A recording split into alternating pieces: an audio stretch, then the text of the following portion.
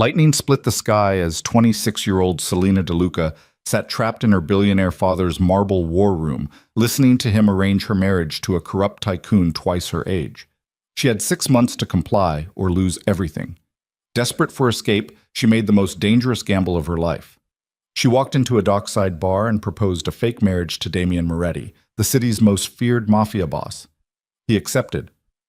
The next morning, they were husband and wife. But when passion replaced pretense and enemies closed in, their arrangement became a fight for survival. If you want to see how this impossible love story ends, stay until the final moment. Hit like and comment your city so I can see how far this story travels. Let's begin. The rain hammered against the floor-to-ceiling windows of Vincent DeLuca's private office like bullets trying to break through bulletproof glass. Selena sat rigid in the leather chair across from her father's massive desk, her hands clenched so tight her nails drew blood from her palms. She couldn't feel it. All she could feel was the tightening noose around her throat. Vincent DeLuca didn't look up from the contract he was reading. 62 years old, silver hair slicked back, wearing a suit that cost more than most people's cars. He held a fountain pen like a weapon. 6 months, he said. His voice was calm, too calm. Alexander Crane has agreed to the merger. The wedding will be in December. Selena's stomach dropped. Alexander Crane is 53 years old. He's also worth $4 billion and controls half the commercial real estate on the eastern seaboard. Vincent finally looked up. His eyes were cold. This merger will double our holdings. The DeLuca name will become untouchable. I don't love him. Vincent laughed. It was a harsh, brittle sound. Love. You think your mother and I married for love? Marriage is business, Selena. The sooner you understand that, the less painful this will be. Selena felt her chest tighten. She'd known this conversation was coming. For months, she'd watched her father circle Alexander Crane like a shark smelling blood. Meetings, dinners, golf outings, all of it leading to this moment. I won't do it, she said. The temperature in the room dropped 10 degrees. Vincent set down his pen with surgical precision. You will, or I'll cut you off completely. No trust fund, no inheritance. And that little art gallery you think I don't know about? The one you've been funding with money from your mother's estate? He smiled. It didn't reach his eyes. I'll destroy it. I'll make sure you never work in this city again. I'll erase you, Selena. Do you understand me? The art gallery. Her gallery. The only thing in her life that was truly hers. Selena had spent 3 years building it in secret, a small space in a warehouse district across town, far from the DeLuca name and her father's suffocating empire. She'd discovered emerging artists, hosted exhibitions, created something beautiful in a world that valued nothing but money and power. It was the only place she could breathe, and Vincent was going to take it from her. You're a monster, she whispered. I'm a businessman. Vincent stood up, straightening his cufflinks. You have until Monday to accept the engagement. Alexander is expecting an answer. Don't disappoint me. He walked out without another word. Selena sat alone in the dark office, listening to the rain. Her mind raced through every possible escape route and found nothing. She couldn't run. Her father controlled her bank accounts, her credit cards, everything. She couldn't fight. Vincent DeLuca had armies of lawyers and enough political connections to bury her alive. She was trapped. Unless... The thought crept into her mind like smoke under a door. Insane. Impossible. Absolutely reckless. But maybe reckless was exactly what she needed. The Anchor was the kind of bar where people went to disappear. Located in the warehouse district near the docks, it was all exposed brick, dim lighting, and clientele who didn't ask questions. Selena had stumbled across it 2 years ago while scouting locations for her gallery. She'd never actually gone inside. Until tonight, she pushed through the heavy door just after midnight, rain dripping from her leather jacket. The bar was half empty.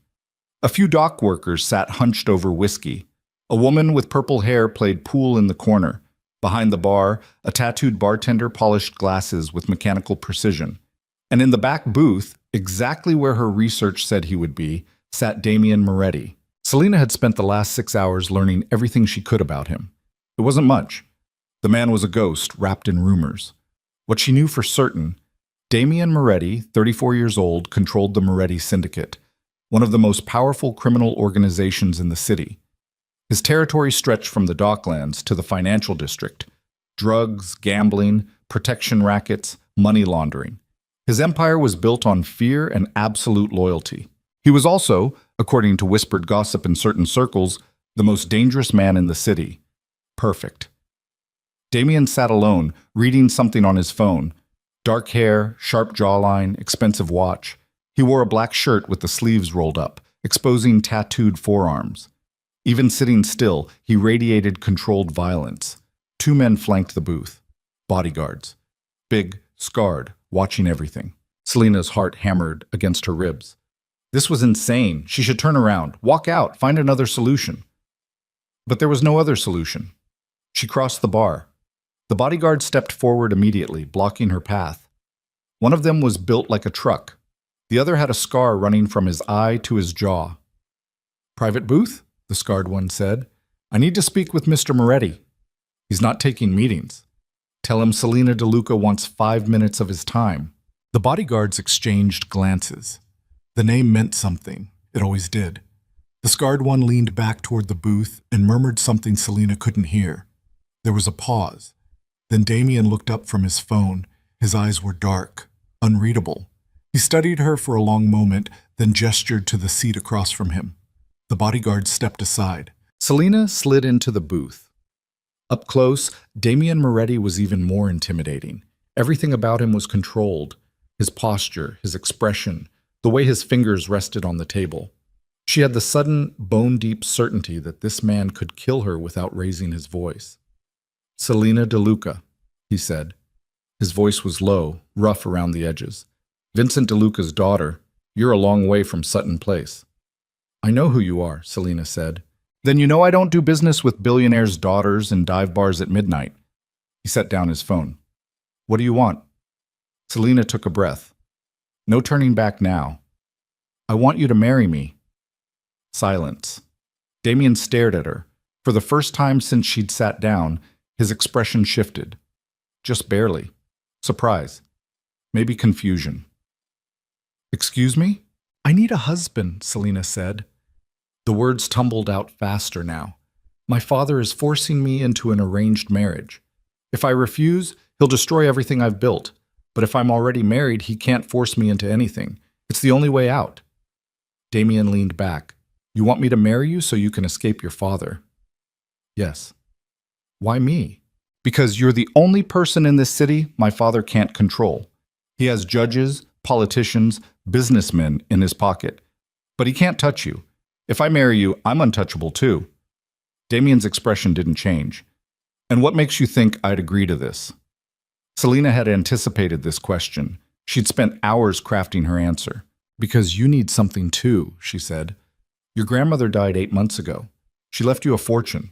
Offshore accounts worth over $200 million. But there's a condition in her will. You have to be married before you turn 35 to inherit. Otherwise, it all goes to charity." Damien went very still. "Your birthday is in 4 months," Selena continued. "You've been searching for a solution, but you can't marry someone from your world. Too many complications, too much risk. But I'm not from your world. I'm clean. No criminal ties. No leverage for your enemies." She watched his face carefully. Nothing. The man was made of stone. "How do you know about my grandmother's will?" he asked quietly. "I have resources." "Clearly." He picked up his glass, whiskey, neat, and took a slow sip. "You've done your homework." "I'm good at research." "You're desperate." "Yes." At least he appreciated honesty. Damien set down his glass. "Let's say I believe you. Let's say I'm even remotely interested in this insane proposal. What exactly are you offering?" "A business arrangement," Selena said. 1 year, we get married, you inherit your grandmother's fortune, and I escape my father. After 1 year, we divorce quietly. No drama, no strings. And during that year, we stay out of each other's way. You run your business, I run my gallery. We maintain the appearance of a real marriage in public, but in private, we're strangers." Damien studied her. His gaze was sharp, dissecting every word, every gesture. "You're asking me to put a target on your back," he said. "The moment you become my wife, you become a liability. My enemies will see you as leverage. You'll be in danger every second of every day. I'm already in danger, Selina shot back. My father is a predator in an expensive suit. At least with you, I know what I'm dealing with. Do you? Damien's voice dropped. You think you know me because you read some files? You have no idea what my world looks like. The violence, the bodies, the people who would kill you just to hurt me. Then protect me. The words hung in the air between them. Damien laughed. It was a cold sound. You're either incredibly brave or incredibly stupid. Maybe both. He looked at her for a long time. Selina forced herself not to look away. She'd come this far. She wasn't backing down now. Finally, Damien leaned forward. If I agree to this, and that's a very big if, there are rules, non-negotiable. What rules? 1. You don't ask questions about my business, ever. What I do, where I go, who I meet, none of it is your concern. Fine. 2. You follow my security protocols. If I say you need a bodyguard, you take the bodyguard. If I say you can't go somewhere, you don't go. Your safety is my responsibility, which means you do what I say. Selina bristled. I'm not a child. No, you're a target. Act like it. She bit back her response. She needed this. What else? 3. No falling in love. This is business, nothing more. Selina almost laughed. Trust me, that won't be a problem. Damien didn't smile. You'd be surprised how fast things get complicated. I can handle complicated. Can you handle your father? That stopped her. Vincent. She'd been so focused on the escape, she hadn't fully processed what this would do to him. The betrayal, the fury. He'll come after us, she admitted. He won't stop. Let him. Damien's voice was ice. Vincent DeLuca doesn't scare me. Selina believed him. Damien stood up. The conversation was over. I'll think about it, he said. If I decide to do this, I'll contact you within 48 hours. If you don't hear from me, the answer is no. Don't come looking for me again. He walked out without another word, his bodyguards following like shadows. Selina sat alone in the booth, her heart still racing. She had no idea if she'd just made the best decision of her life or signed her own death warrant. Tak. 36 hours later, Selina's phone buzzed. Unknown number. A text message. Tomorrow. 10 a.m. City Hall. Bring your ID. Her hands shook as she read it 3 times. He'd said yes. Selina stood in her apartment, staring at her phone. The reality of what she was about to do crashed into her like a tidal wave. She was going to marry a mafia boss, a criminal, a man she'd met once in a bar.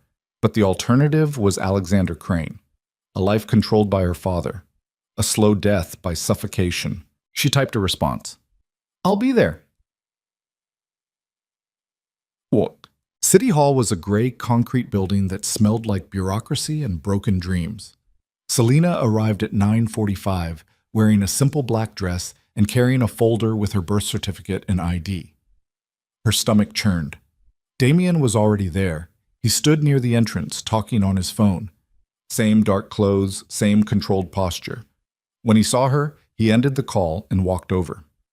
Last chance to back out, he said. Are you backing out? No. Then neither am I. Something flickered in his eyes. Respect, maybe. Or amusement. They walked inside together. The ceremony was brutally efficient. A clerk with reading glasses and a bored expression led them to a small office. Another witness was pulled from the hallway. A maintenance worker who looked confused but willing. Names? Damien Moretti. Selina DeLuca. The clerk typed without looking up. Repeat after me. I, Damien Moretti, take Selina DeLuca to be my lawfully wedded wife. Damien's voice was steady. I, Damien Moretti, take Selina DeLuca to be my lawfully wedded wife. Selina's turn. Her voice shook. I, Selina DeLuca, take Damien Moretti to be my lawfully wedded husband. Rings? They looked at each other. Neither had thought about rings. The clerk sighed. Not required. Sign here. They signed. The maintenance worker signed. The clerk stamped the document with the finality of a prison door closing. Congratulations, you're married. That was it. No music, no flowers, no kiss. Selina walked out of City Hall as Selina Moretti. Outside, Damien handed her a business card. My lawyer will contact you this afternoon. We'll set up a separate bank account in your name, enough to cover your living expenses. I'll arrange security for your gallery. Security? Starting today, people will notice you're connected to me. Your gallery becomes a target. I'm putting 2 men on site. They'll stay out of sight. Selina wanted to argue, but he was right. She'd married a mafia boss. Everything had changed. What now? She asked. Now you go tell your father. Her blood went cold. You're not coming with me? You wanted independence. This is what it looks like. Damien's expression softened. Barely. But if he threatens you, call me. I'll handle it. He got into a black SUV and drove away. Selina stood on the courthouse steps, holding her marriage certificate, feeling more alone than she'd ever felt in her life. Eat. The DeLuca mansion sat on 5 acres of manicured perfection in Sutton Place. Selina had grown up in this house. She'd learned to walk on these marble floors. She'd hidden in these hallways during her parents' screaming matches. She hated every inch of it. The front door opened before she knocked. Marcus, her father's head of security, stood in the doorway. He looked grim. Your father is expecting you. Of course he was. Vincent was in his study, standing by the window with a glass of scotch. He didn't turn around when she entered. You're late, he said. Alexander called this morning. He wanted to discuss engagement ring options. I told him you'd call him back. I'm not calling him back. Vincent turned slowly. Excuse me? Selina's heart hammered. No going back now. I got married this morning. The glass slipped from Vincent's hand. It shattered against the hardwood floor. Scotch spread like blood. What? I'm married. It's done. Vincent crossed the room in 3 strides. His face was purple with rage. You did what? To who? Damien Moretti. The name landed like a bomb. Vincent stared at her. For the first time in her life, Selina saw genuine shock on her father's face. Then the shock twisted into something ugly. You married a gangster, he said slowly. You married a criminal, a thug. I married someone you can't control. Vincent's hand lashed out. The slap cracked across her cheek, snapping her head sideways. Pain exploded through her skull. You stupid, ungrateful girl! Vincent's voice shook. Do you have any idea what you've done? The Moretti Syndicate is poison. You've just destroyed this family's reputation, destroyed everything I built. Selina touched her burning cheek. Tears stung her eyes, but she refused to let them fall. You were going to sell me, she said quietly. Like property, so I sold myself first. At least this way I chose. Chose? Vincent laughed bitterly. You chose nothing. Damien Moretti will use you and throw you away. He'll drag you into his filthy world and destroy you. And when he's done, you'll come crawling back here begging for help. Then I'll beg. But at least I'll have lived. Vincent's face hardened. Get out. What? You heard me? Get out of my house. You're not my daughter anymore. You're dead to me. The words should have hurt more than they did. Maybe Selina had been preparing for this her whole life. Fine. She turned toward the door. And Selina? She looked back. Vincent's smile was cruel. That little gallery you love so much. I'm going to burn it to the ground. I'm going to make sure every artist you work with knows you're connected to the mob. I'm going to bury you so deep you'll wish you'd married Alexander Crane. Selina walked out without responding. In the hallway, she pulled out her phone with shaking hands. She dialed the number Damien had given her. He answered on the second ring. My father just threatened to destroy my gallery, she said. Her voice cracked. He's going to come after me. There was a pause. Then Damien's voice, calm and deadly. No, he won't. You don't understand. I understand perfectly. Give me your address. I'm sending a car. I can... Selina. He cut her off. You're my wife now. That means you're under my protection. Your father wants a war? He can have one, but he's not touching you. The line went dead. 15 minutes later, a black SUV pulled up to the mansion gates, the same one from the courthouse. Damien sat in the back seat. Selina climbed in without a word. They drove through the city in silence. Rain started to fall again, drumming against the windows. Selina watched the familiar streets blur past, feeling like she was leaving behind one life and stepping into another. Finally, Damien spoke. Your father hit you. It wasn't a question. Selina touched her cheek. It's fine. It's not fine. His voice was ice. If he touches you again, I'll break his hand. She looked at him. The mafia boss stared out the window, his jaw tight. You don't have to protect me, she said quietly. This is a business arrangement. You're my wife. Protection comes with the arrangement. The SUV turned into an underground parking garage beneath a luxury high-rise. They took a private elevator to the top floor. The doors opened directly into a penthouse. Selina stepped out and stopped. The space was massive. Floor-to-ceiling windows overlooked the city skyline. Dark hardwood floors, minimalist furniture, expensive art on the walls. It was beautiful and cold, and nothing like a home. Guest bedroom is on the left, Damien said, walking past her. You'll have your own bathroom. My room is on the right. Don't go in there. Okay. There's food in the kitchen. Security monitors everything. Front door, elevator, windows. If you need to leave, tell me first. Am I a prisoner? Damien turned. You're protected. There's a difference. He disappeared into his room, leaving Selina alone in the massive penthouse. She walked to the windows. The city stretched out below, glittering with lights. Somewhere down there, her father was plotting his revenge. Somewhere down there, her gallery was waiting. And somewhere in this penthouse, her new husband, a dangerous stranger, was living his own secret life. Selina pressed her hand against the glass. What the hell had she done? The first week was strange. Damien left early every morning, 6 a.m., sometimes earlier. He'd return late at night smelling like expensive cologne and something darker Selina couldn't identify. They barely spoke. He worked in his office. She explored the penthouse like a ghost haunting her own life. But Damien kept his promises. Security appeared at her gallery within 24 hours. Two men, ex-military, who positioned themselves at the entrance and exits without saying a word. Her father's lawyers tried to seize the property. Damien's lawyers, sharper, meaner, backed by resources Selina couldn't imagine, crushed them in court. Vincent DeLuca's attacks evaporated overnight. It should have felt like a victory. Instead, it felt like trading one cage for another. On the 8th day, Selina woke up to voices in the living room. She crept out of her bedroom. Damien stood near the windows, talking to a man Selina didn't recognize. Tall, bald, with a scar running down his neck.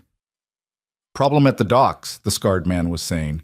Castellano's crew hit one of our shipments. Took 50 kilos. How many men? 6. Maybe 7. Damien's voice dropped to something cold and lethal. Find them. Make an example. The scarred man nodded and left.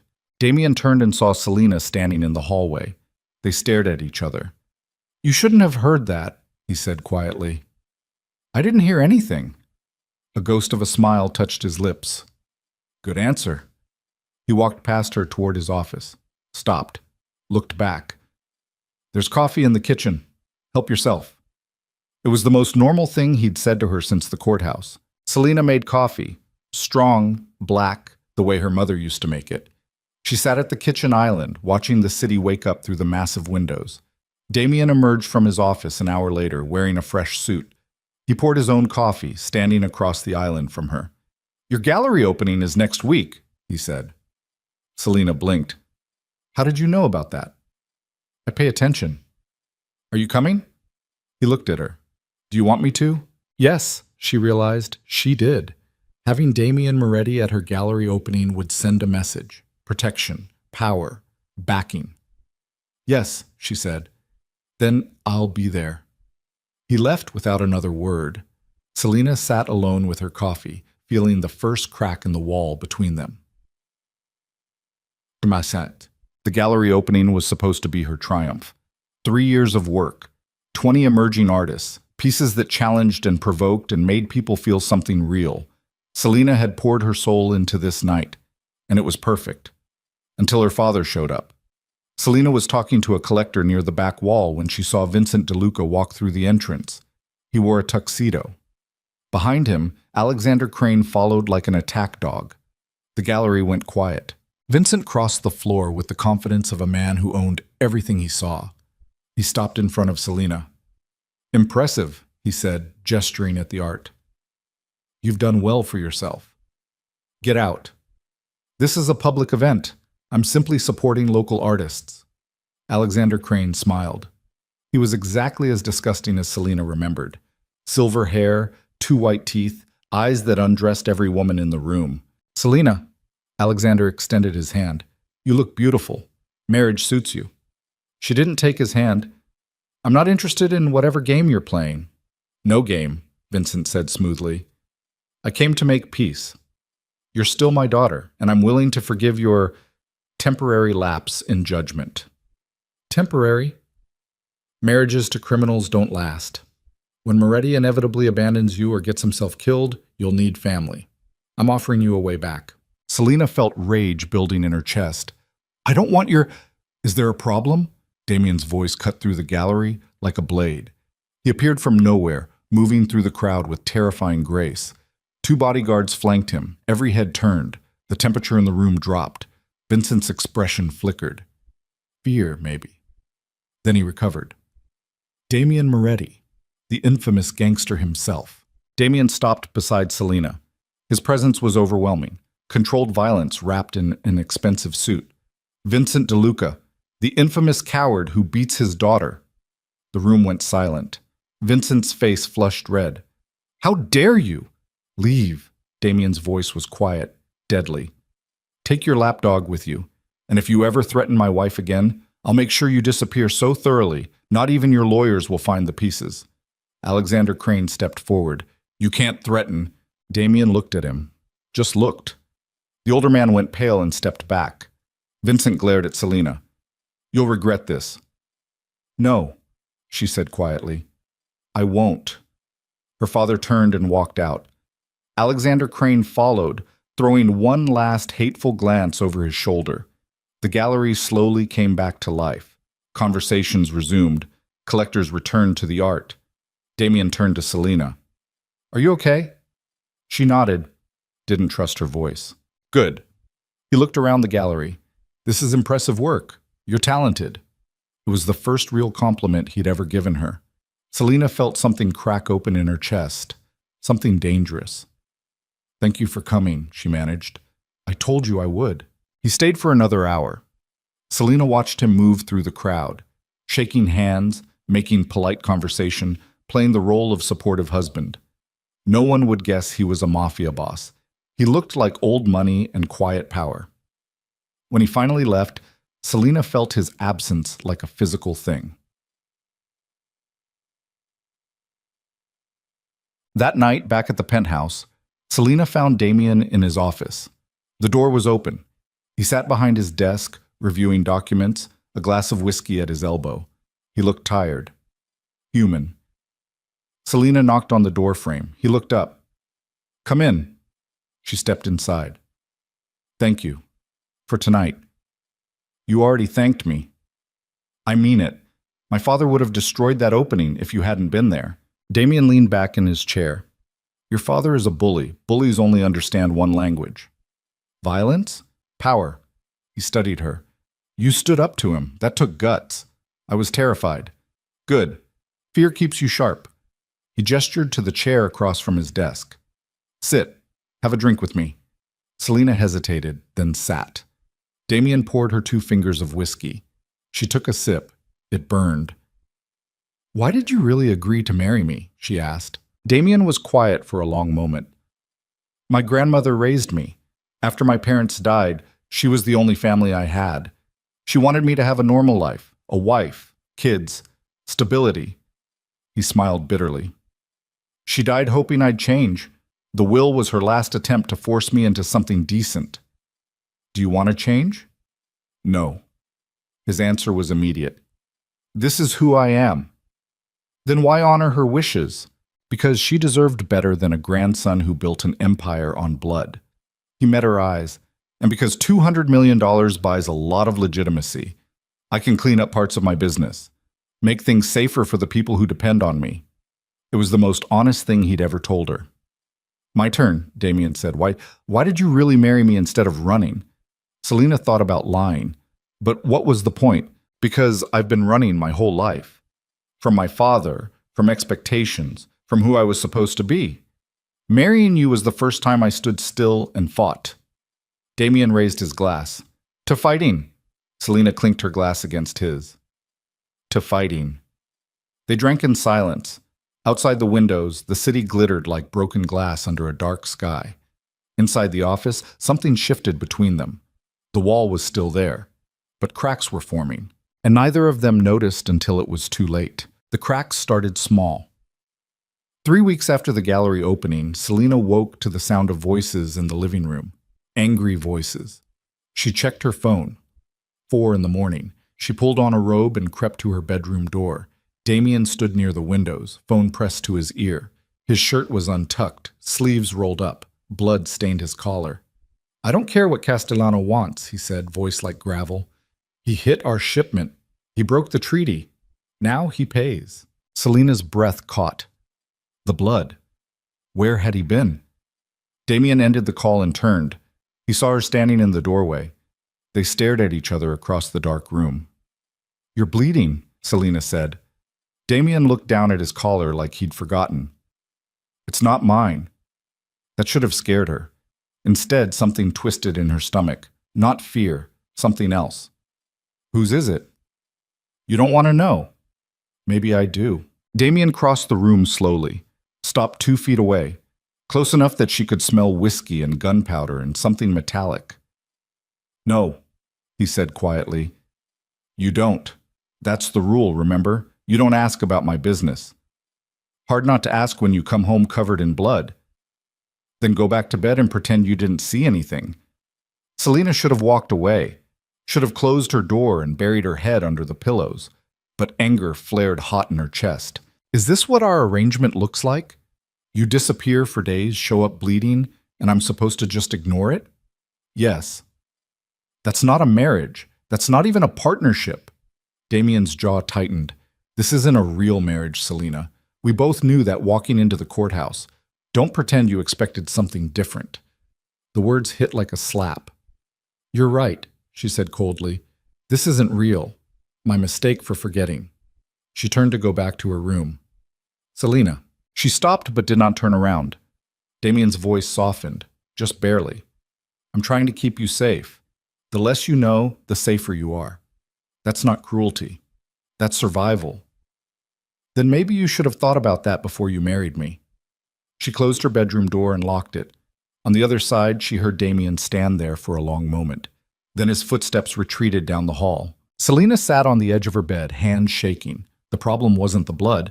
The problem was that part of her wanted to go back out there, wanted to ask if he was hurt, wanted to clean the blood from his collar and make sure he was okay. She was starting to care, and that terrified her more than anything. The next morning, Damien was gone before she woke up. He left a note on the kitchen counter. His handwriting was sharp, controlled. Had Marco stocked the fridge? Security detail stays with you today. Don't argue. D. Selina crumpled the note. She went to the gallery anyway. Her security detail, the 2 ex-military men Damien had assigned, followed at a discreet distance. She hated it. Hated feeling watched. Hated the reminder that she'd traded one cage for another. But at the gallery, she could breathe. She spent the morning reviewing submissions from new artists. A photographer from Brooklyn, a sculptor working with reclaimed metal, a painter whose work made Selina's chest ache with recognition. Raw, angry, desperate to be seen. She was lost in the work when her phone buzzed. Unknown number. She almost ignored it. Then something made her answer. Hello? Selina DeLuca. The voice was male, smooth, dripping with false friendliness. Or should I say, Selina Moretti now? Her blood went cold. Who is this?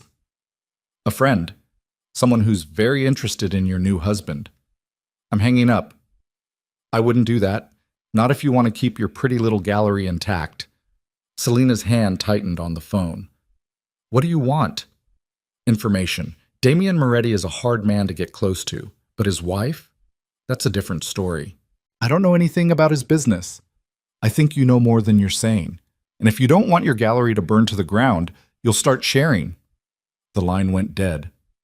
Selina stood frozen, phone still pressed to her ear. Her heart hammered against her ribs. She looked around the gallery. Her artist's work hanging on the walls, years of effort and passion. The one thing in her life that was truly hers. One of her security guards appeared at her elbow. "Everything okay, Mrs. Moretti?" She forced herself to breathe. "Fine. Just a spam call." The lie tasted bitter. She should tell Damien. She knew that. But the fight from last night still burned in her chest, and part of her, the stubborn, angry part, wanted to handle this herself. Bad decision. She'd realize that later. For now, she shoved the phone in her pocket and went back to work. Damien came home late that night. Selena was in the kitchen, picking at leftover Thai food she'd ordered hours ago. She heard the elevator doors open, heard his footsteps. He walked in looking like hell. Exhaustion carved lines into his face. His tie was gone, shirt wrinkled. "You're up late," he said. "Couldn't sleep." Damien opened the fridge, pulled out a beer. He leaned against the counter across from her, studying her face. "Something's wrong." Selena's stomach dropped. How did he know? "I'm fine." "You're a terrible liar." "I'm just tired." Damien took a long drink, set the bottle down. "Did something happen today?"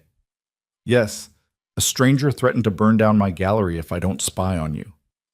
"No," Selena said. Nothing happened. Damien didn't look convinced, but he didn't push. Instead, he rubbed his face with both hands. "I'm sorry," he said quietly. "About last night.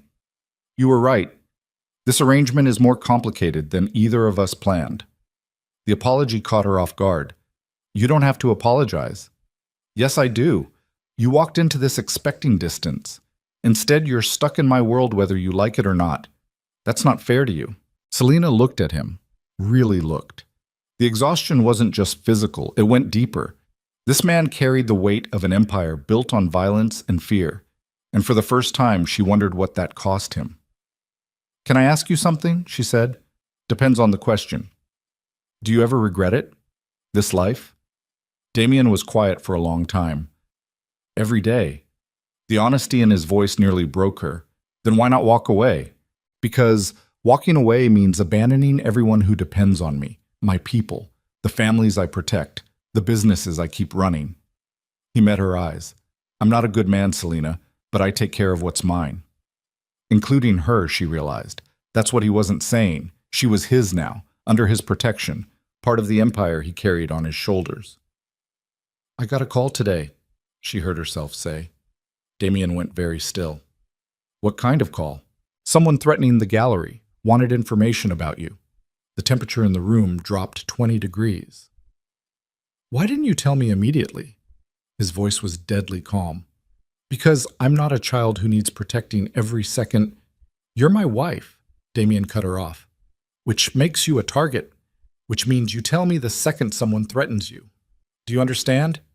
Don't talk to me like, what did they say exactly, word for word?" The command in his voice made her bristle, but the fear underneath it, the genuine concern, made her answer.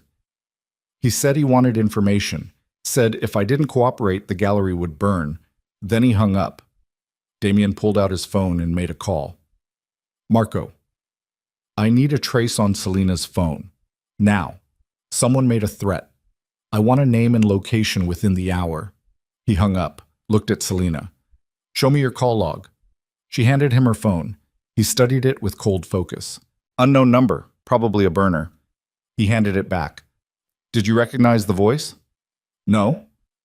"Accent? Background noise?" "No accent. Smooth, confident. No background noise I could hear." Damien's jaw tightened. "Castellano." "Who?" "Rival syndicate. I took out 3 of his warehouses last month. He's been looking for leverage." His eyes went dark. Now he thinks he's found it. "What are you going to do?" "End this. Permanently." The cold finality in his voice sent a chill down her spine.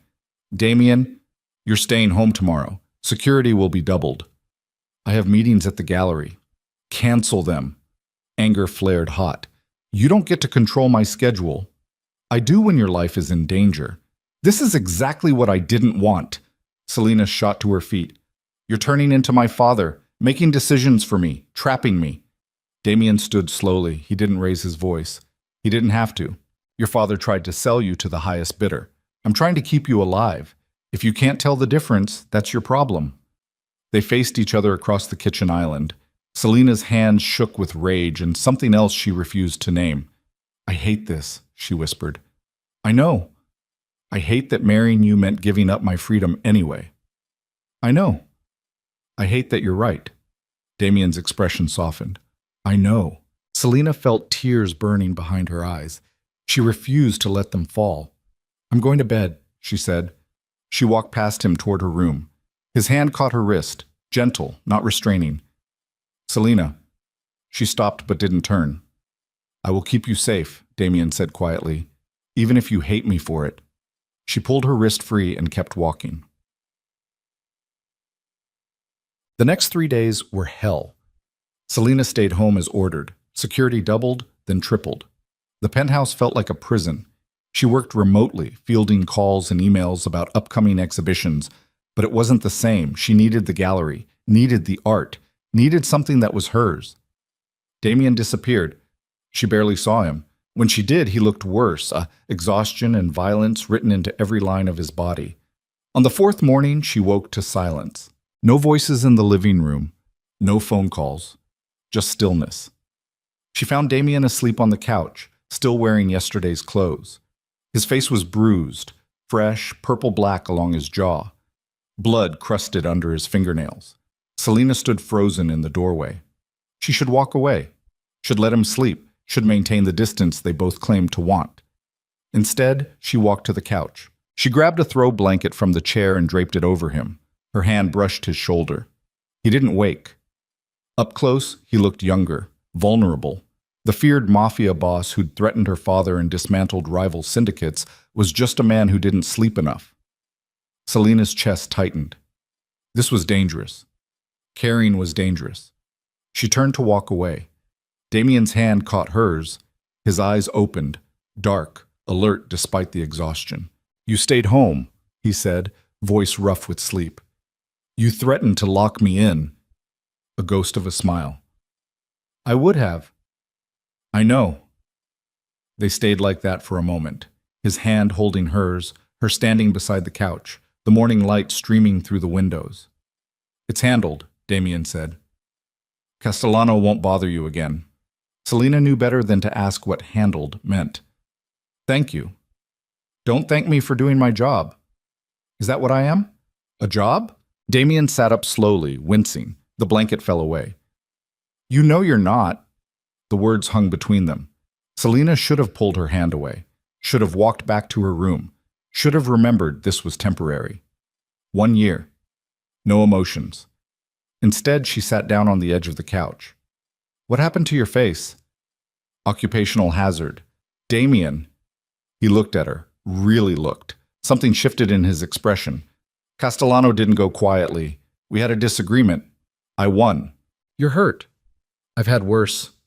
Selena reached out without thinking. Her fingers touched the bruise on his jaw. Gentle, barely there. Damien went very still, his eyes locked on hers. "You should ice that," she said softly. "Probably." Neither of them moved. The apartment was silent except for their breathing. Selena became acutely aware of how close they were sitting, of his hand still holding hers, of the way he was looking at her like he was trying to solve an impossible equation. "This is a bad idea," Damien said quietly. "What is?" "This? Us? Whatever this is becoming." Selena's heart hammered. "Nothing's becoming anything." "You're lying again." "So are you." Damien's thumb brushed across her knuckles. The touch was electric. "We had rules," he said. "I remember." "We're breaking them." "I know." Selena. Her name was almost a warning. She leaned closer, not thinking, just feeling. "Tell me to stop." Damien's jaw tightened. "I can't." The space between them evaporated. Selena didn't know who moved first. Maybe both of them. Maybe neither. All she knew was his mouth was on hers and everything else disappeared. The kiss was desperate, hungry. Months of tension and denial and proximity exploding into something neither of them could control. Damien's hand came up to cup her face, careful despite the intensity. His other hand gripped her waist like he was afraid she'd disappear. Selena kissed him back like drowning, like coming up for air, like finding something she didn't know she'd been searching for. When they finally broke apart, they were both breathing hard. That was, Selena started. A mistake, Damien finished. The word hit like cold water. Selena pulled back. Right. A mistake. Selena, no, you're right. We have rules. This is business. I forgot. She stood up quickly. I should go. Selena, wait. But she was already walking away, heart pounding, face burning with humiliation. Behind her, she heard Damien curse quietly. She locked herself in her room and pressed her back against the door, hand over her mouth. What the hell had she just done? Toki. They avoided each other for 2 days. Damien left early, came home late. Selena buried herself in work, taking calls in her room, reviewing portfolios until her eyes burned. When they did see each other, passing in the hallway, grabbing coffee in the kitchen, the tension was suffocating. Neither of them mentioned the kiss. On the third night, Selena's phone rang. Her gallery manager, Priya, sounded panicked. Selena, you need to get down here now. What happened? Just come, please. Selena grabbed her jacket and headed for the elevator. She made it to the lobby before Damien's voice stopped her. Where are you going? He appeared from the parking garage, still wearing his work clothes. His expression was unreadable. The gallery? Something's wrong. I'll drive you. I'm driving you. They drove in tense silence. The city blurred past. Selena's mind raced with possibilities. Break-in, fire, vandalism. When they pulled up to the gallery, Selena's blood went cold. The front windows were shattered. Glass covered the sidewalk like ice. Police lights flashed. Yellow tape cordoned off the entrance. Selena was out of the car before Damien could stop her. Priya stood near the entrance talking to a cop. When she saw Selena, her face crumpled. I'm so sorry. I got here an hour ago and found... She gestured helplessly. Selena ducked under the police tape. The gallery was destroyed. Paintings ripped from the walls, sculptures smashed, glass everywhere. Spray paint covered the back wall in angry red letters. Moretti's Whore. Selena stood frozen in the wreckage of everything she'd built. 3 years of work, dozens of artists' dreams, gone. Behind her, Damien's voice was deadly calm. Who did this? The cop, young, nervous, stammered, We're still investigating. I'm not asking you. Damien pulled out his phone. Marco, gallery on 5th. Someone sent a message. I want to know who. I want their name, their address, and everyone they've talked to in the last month. You have 2 hours. He hung up and turned to Selena. She couldn't look at him, couldn't speak. If she opened her mouth, she'd scream. Selena, this is because of you. Her voice shook. Because I married you. Because I thought I could have something of my own. Because I was stupid enough to think marrying a mafia boss wouldn't destroy everything I touched. This isn't your fault. Isn't it? She finally looked at him. You said I'd be safe. You said protection came with the arrangement. This doesn't look very safe to me. Pain flashed across Damien's face. I will fix this. You can't fix this, Selena's voice broke. You can't glue back smashed sculptures. You can't erase that. She pointed at the spray paint. Everyone in this city will see me as your property now, not as an artist, not as a gallery owner, just the mafia boss's wife. Then we make them see different. How? Damien stepped closer. His voice dropped. By refusing to hide. By rebuilding bigger and better. By showing everyone that you're not afraid. I am afraid. Good. Use it. They stared at each other, surrounded by broken glass and ruined art. I can't do this anymore, Selena whispered. Can't do what? This marriage, this life. I thought I could handle it, but I can't watch everything I love get destroyed because of who you are. Damien's expression went carefully blank. You want out. I don't know what I want anymore. Silence stretched between them. Finally, Damien nodded. Then take some time, figure it out. But you're not leaving the penthouse until I know you're safe. Damien, that's non-negotiable. His voice was ice. Someone targeted you tonight. Whether you're my wife or not doesn't change the fact that you're in danger. So you stay put until this is over. He walked out before she could respond. Selena stood alone in the ruins of her gallery, shaking. The investigation took 3 days. Selena spent them pacing the penthouse like a caged animal. Damien was gone constantly. When he was home, they barely spoke. The kiss might as well have never happened. On the 4th morning, Marco showed up at the penthouse. The scarred man looked grim. "We found them. 3 guys from the Castellano crew. They've been in custody for the past 18 hours. "Custody?" Selena asked. Marco looked at Damien. Damien's expression didn't change. "My custody. Not the police." Selena's stomach dropped. "What does that mean?" "It means they're alive," Damien said flatly. "For now. They've confirmed Castellano ordered the hit on your gallery, retaliation for what I did to his operation." "What are you going to do?" "What I should have done 3 weeks ago. End this completely." The coldness in his voice sent chills down her spine. "Damien, this isn't a debate, Selena. Castellano made his move. Now I make mine." "How?" "The only way that matters. Violence. He meant violence, blood and bodies, and the kind of justice that happened in dark warehouses and empty lots." "There has to be another way," Selena said. "There isn't."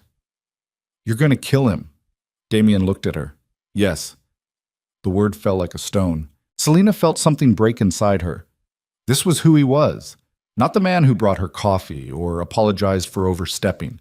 Not the exhausted strategist falling asleep on the couch. The mafia boss. The killer. "I can't be married to a murderer," she whispered. Pain flickered across Damien's face. Then it vanished behind ice. "Then it's good we were never really married in the first place." He walked out. Marco followed, throwing Selena an apologetic glance. The elevator doors closed. Selena stood alone in the massive penthouse, the city glittering behind her through floor-to-ceiling windows. She'd asked for freedom. She'd gotten war. And now she had to decide whether to stay and fight or run before the blood became permanent. Tulchata. That night, Selena couldn't sleep. She lay in bed, staring at the ceiling, mind racing. The gallery. The spray paint. Damien's cold expression when she'd called him a murderer. She'd hurt him. She'd seen it in his eyes before the walls came back up. Around 3 a.m., she heard the elevator. Footsteps in the hallway. Damien's office door closing. Selena sat up. She shouldn't go out there. Should give him space. Should start packing her things and figure out how to dissolve this disaster of a marriage. Instead, she pulled on a robe and walked to his office. The door was closed. Light showed underneath. She knocked. "Come in." Damien sat behind his desk, surrounded by papers. He looked up when she entered. Exhaustion carved deep lines into his face. "Can't sleep?" he asked. "Can you?" "Haven't slept well in years." Selena closed the door behind her, crossed to the chair opposite his desk, sat down without asking permission. They looked at each other across the expanse of mahogany. "I'm sorry," Selena said quietly, "for what I said. You're not a murderer." "Yes, I am." His voice was matter-of-fact. "I've killed people, Selena. More than I can count. More than I want to remember. You weren't wrong. But you don't want to kill Castellano." Damien was quiet for a long moment. "No, I don't want to. But I'm going to. Because if I don't, he'll keep coming. He'll destroy your gallery again. He'll target you, and eventually, he'll succeed. I can't let that happen. Because I'm your wife. Because I care about you." The admission hung in the air between them. Selena's breath caught. "Damien, I know. Rules, business arrangement, no emotions." He leaned back in his chair. "I broke all of them. From the moment you sat down across from me in that bar, I've been breaking them." "So have I." "Then we're both idiots." Despite everything, Selena almost laughed. "What do we do now?" "I don't know." Honest, brutal, no easy answers. Selena stood up, walked around the desk. Damien watched her, expression guarded. She perched on the edge of his desk, close enough to touch. "Tell me something true," she said. "What?" "Something true. Something you've never told anyone." Damien studied her face. "Why?" "Because I need to know you're real. Not the mafia boss. Not the strategist. You." He was quiet for so long she thought he wouldn't answer. Then, "I'm terrified of you." Selena blinked. "What?" "You terrify me." Because you make me want things I can't have. A normal life. A real marriage. A future that doesn't end in blood. His voice dropped. You make me hope. And hope is the most dangerous thing in my world. Selena's chest tightened. I'm terrified of you too. Why? Because you make me feel safe. And I've spent my whole life learning that safety is a lie. They stared at each other. The distance between them was maybe 12 inches. It felt like miles. This is a disaster, Damien said softly. Complete disaster. We should end this. Get the divorce. Go back to our separate lives. We should. Neither of them moved. Selena reached out. Her fingers touched his hand on the desk. Damien's hand turned over, palm up. She laced her fingers through his. I don't want to end this, she whispered. Neither do I. Even though it's insane. Especially because it's insane. Selena laughed, shaky, almost hysterical. What are we doing? Making terrible decisions. Damien pulled her closer. I'm going to deal with Castellano tomorrow. It's going to be violent and ugly and everything you hate about my world. I need you to know that before... Before what? His free hand came up to cup her face. Before I do this again. He kissed her. This time, it wasn't desperate. It was deliberate. Slow. Like he was memorizing the shape of her mouth, the taste of her, the way she melted into him. Selena kissed him back with everything she had. All the fear and anger and impossible feelings she'd been burying for months. Her hands fisted in his shirt, pulling him closer. When they broke apart, they were both breathing hard. I need you to promise me something, Damien said against her mouth. What? No matter what happens tomorrow, no matter what you hear, don't leave. Damien, promise me. Selena looked into his dark eyes and saw the truth written there. He was going to do something terrible, something violent, something that would haunt him, and he was asking her to stay anyway. I promise, she whispered. Damien kissed her again. This time he stood, pulling her with him. She wrapped her arms around his neck. He lifted her onto the desk, papers scattering. This is still a bad idea, he murmured against her throat. The worst. No going back after this. I know. His mouth found hers again. And in that moment, surrounded by contracts and city lights and the ruins of every rule they'd created, Selena DeLuca, Selena Moretti, stopped running. She'd married a mafia boss to escape her cage. Instead, she'd fallen in love with him.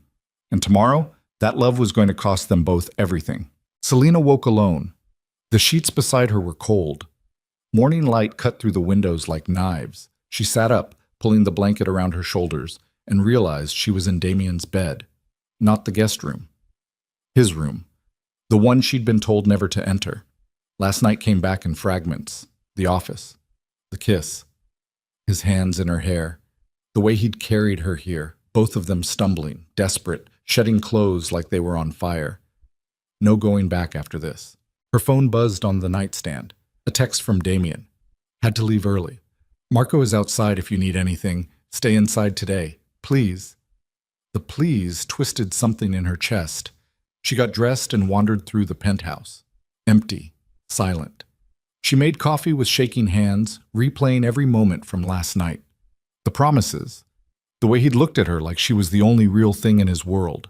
The way she'd fallen completely, irrevocably in love with a man who was about to kill someone. Her phone rang. Unknown number. She almost didn't answer. Then some instinct made her pick up. Hello? Selena Moretti. The voice was unfamiliar, male, cold. We need to talk about your husband. Her blood turned to ice. Who is this? Someone who knows the truth about Damien. Someone who knows what he's really been doing. Meet me at Riverside Park in 1 hour. Come alone. If you bring security, you'll never know what I know. Why would I? Because Damien isn't who you think he is. And if you don't hear me out, you're going to get hurt. Or worse. The line went dead. Selena stood frozen in the kitchen, heart hammering. This was a trap. Had to be. One of Castellano's people trying to lure her out, trying to use her against Damien. But what if it wasn't? What if there was something she didn't know? She thought about last night, the way Damien had hesitated before promising her the truth. The shadows in his eyes when he talked about his world. The blood that kept showing up on his collar. What if she'd fallen in love with a lie? Selina grabbed her jacket. Marco was waiting in the hallway when she stepped off the elevator. Mrs. Moretti, where are you going? For a walk. I need air. I'll accompany you. No. The word came out sharper than she intended. I need to be alone. Just for an hour. Marco's expression was doubtful. Boss said, I know what he said, but I'm not a prisoner. I'm going for a walk in a public park. I'll be back in an hour. She walked past him before he could argue. Bad decision. She knew it even as she made it. But the voice on the phone had planted a seed of doubt, and now it was growing roots, choking everything else out. She had to know. Riverside Park was nearly empty at 10 in the morning. Joggers, dog walkers, a handful of mothers pushing strollers. Selina walked the path along the water, scanning faces, looking for whoever had called her. A man sat on a bench near the old fountain. 50, maybe. Salt and pepper hair, expensive coat. He looked like a banker or a lawyer, not a criminal. When he saw her, he stood. Selina. She stopped 10 feet away. Who are you? My name is Richard Castellano. The name hit like a fist. Selina took a step back. Richard held up his hands. I'm not here to hurt you. I'm here to tell you the truth about the man you married. The truth? You're the one who destroyed my gallery. You threatened to kill me. That wasn't me. That was my brother Victor, and Damien killed him 2 days ago. Shot him in a warehouse downtown like he was putting down a dog. Selina's stomach dropped. She'd known Damien was going after Castellano, but hearing it said out loud, the cold reality of murder, made bile rise in her throat. Victor made his choices, she managed. Yes, he did. And one of those choices was investigating your husband. Richard pulled an envelope from his coat. Victor hired a private investigator 6 months ago, long before you entered the picture. He wanted leverage on Damien Moretti. What he found was unexpected. I don't want to hear this. Yes, you do, or you wouldn't have come. He was right. That was the worst part. He was right. Richard held out the envelope. Your marriage isn't what you think it is. Damien didn't marry you to inherit his grandmother's fortune. He married you for something else entirely. Selina's hands trembled as she took the envelope. What are you talking about? Open it. She pulled out a stack of photographs. The first showed Damien standing outside her gallery. The timestamp read 9 months ago, 3 months before they'd met in the bar. The second photo showed Damien talking to a man Selina didn't recognize. They stood near the docks, heads close together. The third photo made her blood freeze. It was a document, a contract. At the top, in bold letters, acquisition proposal, DeLuca Properties. Below that, in smaller print, strategic marriage arrangement between Damien Moretti and Selina DeLuca to facilitate hostile takeover of DeLuca Real Estate Holdings. The signature at the bottom was Damien's. The date was 10 months ago. Selina couldn't breathe. The world tilted sideways. That's impossible, she whispered. It's not impossible. It's business. Richard's voice was almost sympathetic. Your father has been blocking Moretti expansion for years. Properties Damien needs for money laundering operations. Warehouses, commercial buildings. Vincent wouldn't sell, so Damien found another way in, through you. No. Think about it. How convenient that you happened to walk into the bar where Damien always sits. How convenient that you knew about his grandmother's will. Information that's not exactly public record. How convenient that he agreed immediately to marry you. Selina's mind raced. She'd thought she'd been so clever, researching Damien, finding his weakness, proposing the arrangement. But what if he'd wanted her to find him? He manipulated you from the beginning, Richard continued. Made you think it was your idea. Let you believe you were escaping your father when really you were walking straight into Damien's trap. Once you married him, he gained access to DeLuca Properties through spousal legal clauses. He's been quietly transferring ownership for months. The photograph swam in Selina's vision. She flipped through the rest. More documents, property transfers, shell companies, all bearing Damien's signature, all dated after their wedding. Why are you telling me this? Her voice sounded hollow. Because Victor didn't deserve to die. And because you deserve to know you're married to a man who sees you as a business acquisition. Nothing more. Richard walked away, leaving Selena alone beside the fountain with a stack of photographs that destroyed her entire world. She made it back to the penthouse on autopilot. Marco tried to talk to her in the elevator. She ignored him. Walked straight to Damien's office. The door was locked. She used a kitchen knife to jimmy it open. Her hand shook so badly it took 3 tries. Inside, she tore through his desk drawers. Files, contracts, business documents written in language she barely understood. She didn't know what she was looking for until she found it. A folder marked DeLuca Acquisition, Confidential. Inside, dozens of documents. Property transfers, legal briefs, emails between Damien and lawyers discussing the marriage strategy and leveraging spousal access. And at the bottom, a handwritten note in Damien's sharp script. Phase 1 complete. Marriage secured. Begin Phase 2 transfers immediately. Target completion, 6 months. The date matched the week after their courthouse wedding. Selena dropped the folder. Papers scattered across the floor. She'd been so stupid, so blind. Every kind word, every protective gesture, every moment she'd thought he was falling for her. All of it was part of the strategy. The long game. She was a business deal, nothing more. The sound of the elevator made her freeze. Damien's voice carried down the hall. "Selena, where are you?" She couldn't face him, not yet. Not when she felt like she was bleeding out from the inside. But she couldn't run either. Damien appeared in the office doorway. He took in the broken lock, the scattered papers, the folder on the floor. His expression went carefully blank. "You went through my desk." "Richard Castellano paid me a visit." Selena's voice was eerily calm. "He told me an interesting story about acquisition strategies, about using marriage to access properties, about a contract dated 10 months ago." Damien closed his eyes. "Selena, is it true?" Silence. "Damien, is it true?" He opened his eyes. The pain in them almost looked real. Part of it. The confirmation shattered something inside her. "Which part?" Her voice shook now. "The part where you manipulated me into proposing marriage? Or the part where you've been stealing my father's properties for 6 months?" "I haven't stolen anything. The transfers are legal. Spousal property clauses. Don't you dare hide behind legal language." Selena's composure cracked. "You used me. You made me think I was escaping my father when really I was just trading one user for another. That's not—" Damien stepped forward. She stepped back. "Don't come near me." He stopped. "Let me explain." "Explain what? That you're exactly who everyone said you were? A criminal who sees people as assets? That I was stupid enough to fall in love with a man who sees me as a business transaction? You don't understand. Then make me understand." She was shouting now. "Tell me I'm wrong. Tell me you didn't plan this from the beginning. Tell me last night meant something." Damien's jaw tightened. "It's complicated." "It's not complicated. It's simple. You played me. Everything, the protection, the kindness, making me feel safe, all of it was part of the con.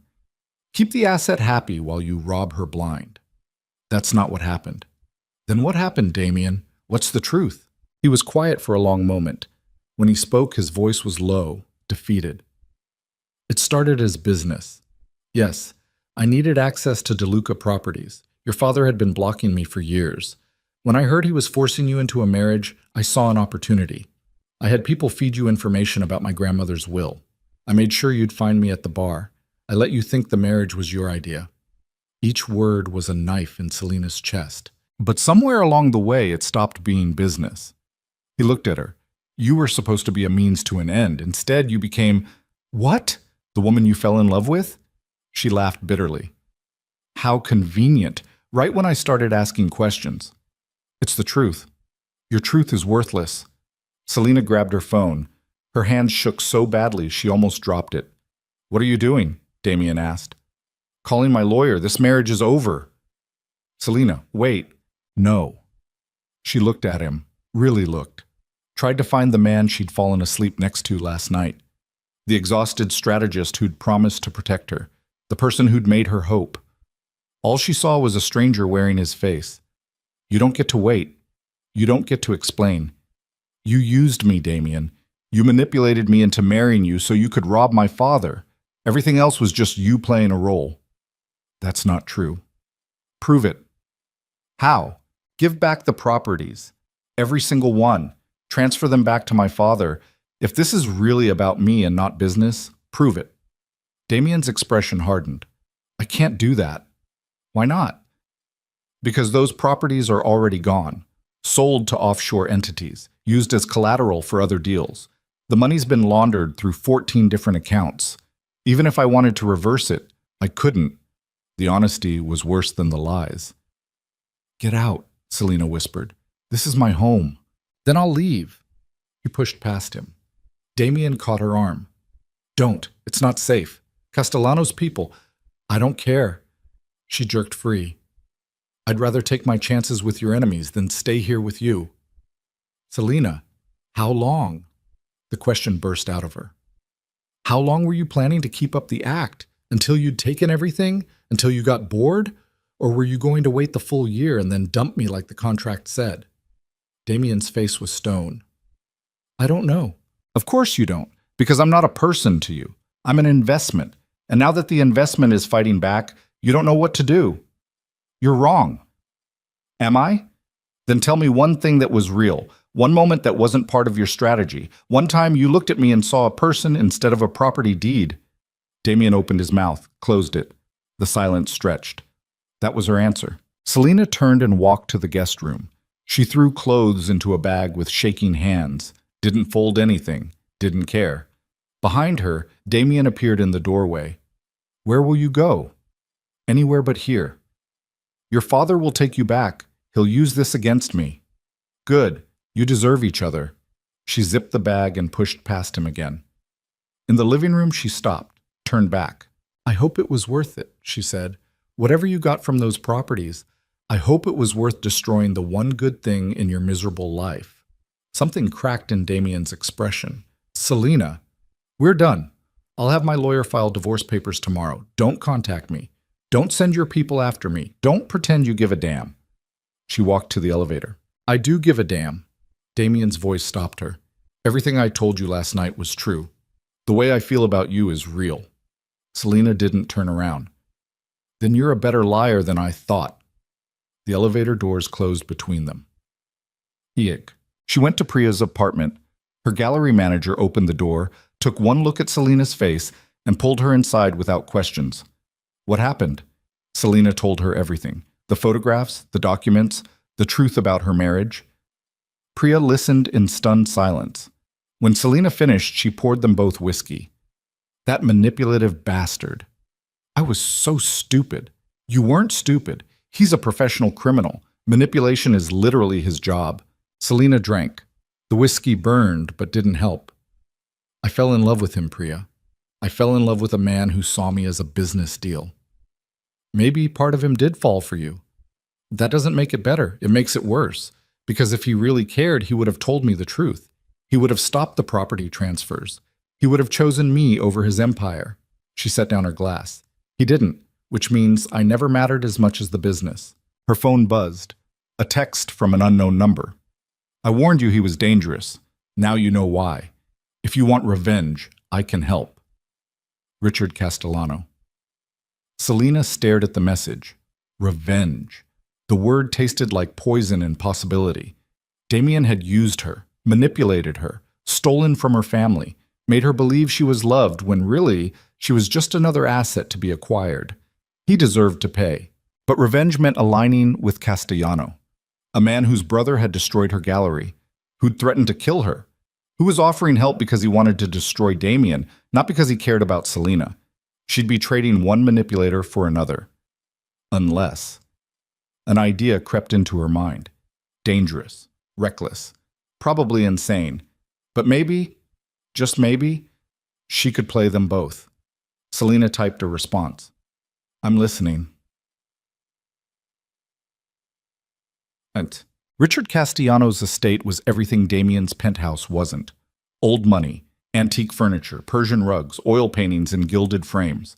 Selena sat across from him in a leather chair that smelled like cigars and secrets. You came, Richard said. He looked pleased. You said you could help me get revenge. I can, but I need to know you're serious, that you're not running back to Damien the moment things get difficult. I'm serious. Good. Richard pulled out a folder. Everything Damien owns is built on leverage and fear. He keeps people in line by knowing their secrets, by having files on everyone in his organization, blackmail material, insurance. So? So those files exist in physical form, hard copies in a secure location. If we get them, we can destroy Damien's entire empire. His people will turn on him. His deals will collapse. Everything he's built will crumble. Selena's heart raced. Where are the files? In a warehouse in Red Hook, heavily guarded, impossible to access unless you know the security codes and guard rotations. Which you don't have. No, Richard smiled. But you do. Selena went cold. What? You're his wife. You have access to his systems, his computers, his phone. You've been living in his home for 6 months. You must have seen something, heard something, codes, passwords, security protocols. She had. She'd watched Damien unlock his phone 100 times, had seen him access his home security system, had overheard conversations with Marco about warehouse locations and guard schedules, information she could use to destroy him. Even if I help you steal these files, Selena said slowly, what's in it for me? Satisfaction, justice, watching the man who used you lose everything. That's not enough. Richard raised an eyebrow. What do you want? The properties, the ones Damien stole from my father. I want them back. Transferred to me, not Vincent. And I want to guarantee that your organization won't target me or my gallery again. That's a tall order. So is breaking into Damien Moretti's warehouse. Richard considered her. You're more calculating than I expected. I learned from the best liar in the city. He laughed. Fine. You help me get those files, I'll make sure the properties come back to you. We have a deal? Selena thought about Damien, the way he'd looked at her last night, the promises he'd made, the lies underneath everything. She thought about her gallery in ruins, her father's cruelty, her own stupidity for believing a mafia boss could love her. And she made a choice. We have a deal. Richard extended his hand. Selena shook it. In that moment, she became exactly what Damien had feared. Not his wife, not his victim, his enemy, and she was going to burn his empire to the ground. The Red Hook warehouse sat like a concrete tomb at the edge of the water. 3 stories, no windows. Security cameras covering every angle. Selena sat in Richard Castellano's car, 2 blocks away, watching the building through binoculars while her heart tried to hammer its way out of her chest. 6 guards on rotation, Richard said beside her. 2 at the front entrance, 2 patrolling the perimeter, 2 inside with the files. The shift change is at midnight. That's our window. Selena lowered the binoculars, her hands shook. How do we get past the cameras? We don't, you do. Richard looked at her. You're Damien's wife. You have legitimate reason to be there. You walk up to the front door, use the access codes you got from his phone, and tell the guards you're looking for your husband. They'll let you in. Once you're inside, you disable the security system from the control room on the 2nd floor, then we come in and take the files. What if they don't believe me? Then you'd better be convincing. Selena's stomach churned. She'd spent the last 2 days stealing information from Damien's systems, access codes, guard schedules, warehouse locations, every piece of data she could find while staying at Priya's apartment and ignoring the 17 calls and 32 texts from Damien. Each message was some variation of the same thing. Please let me explain. You're not safe. I can fix this. Come home. Home. Like the penthouse had ever been home. Like any of it had been real. She'd deleted every message without reading past the first line. Now she was about to betray him completely. Use his own security against him. Help his enemies steal the leverage that kept his empire intact. It should have felt like justice. Instead, it felt like carving out her own heart with a dull knife. It's almost midnight, Richard said. Are you ready? No, she wasn't ready. She'd never be ready. But she was angry enough to do it anyway. Let's go. Selena walked up to the warehouse entrance at 11:58. The 2 guards snapped to attention when they saw her. Both were armed. Both looked confused. Mrs. Moretti? The taller one stepped forward. What are you doing here? Selena forced herself to breathe normally, to look annoyed instead of terrified. Looking for my husband. He's not answering his phone. Marco said he might be here. The guards exchanged glances. Boss didn't mention you were coming. Because he doesn't know. We had a fight. I need to talk to him." She crossed her arms. "Are you going to let me in, or do I need to call Damien and tell him his security is blocking his wife from entering his own warehouse?" The threat worked. The tall guard reached for his radio. "Let me just check." "Fine. Call him. I'm sure he'll love being interrupted in the middle of whatever he's doing to deal with his overprotective guards." She turned like she was about to leave. "I'll just go home and we can deal with this tomorrow when he's even angrier." "Wait." The guard lowered his radio. "You can go in, but someone needs to escort you." "Fine." He punched a code into the keypad beside the steel door. The lock disengaged with a heavy clunk. The door swung open. Inside, the warehouse was exactly what Selena expected. Concrete floors, exposed pipes, harsh fluorescent lighting, rows of storage containers and locked rooms stretching into the shadows. The guard led her to a metal staircase. "Control room is on the second floor. Boss uses it as an office sometimes. You can wait there." "Thank you." She climbed the stairs on legs that felt like water. Every step echoed. Behind her, the guard's radio crackled with routine check-ins. Normal night. Nothing unusual. Except the woman climbing these stairs was about to destroy everything. The control room was small. Monitors showing security camera feeds covered one wall. A desk with a computer, filing cabinets. A coffee maker that smelled like it had been burning for hours. The guard stopped at the door. "I'll be right outside if you need anything." "Actually," Selena turned, forcing a smile. "Could you get me some water? I'm not feeling well." He hesitated. "I shouldn't leave you alone. I'm his wife. What am I going to do? Steal his files?" She laughed. It sounded almost genuine. "Please, I just need a minute." The guard nodded slowly. "I'll be right back."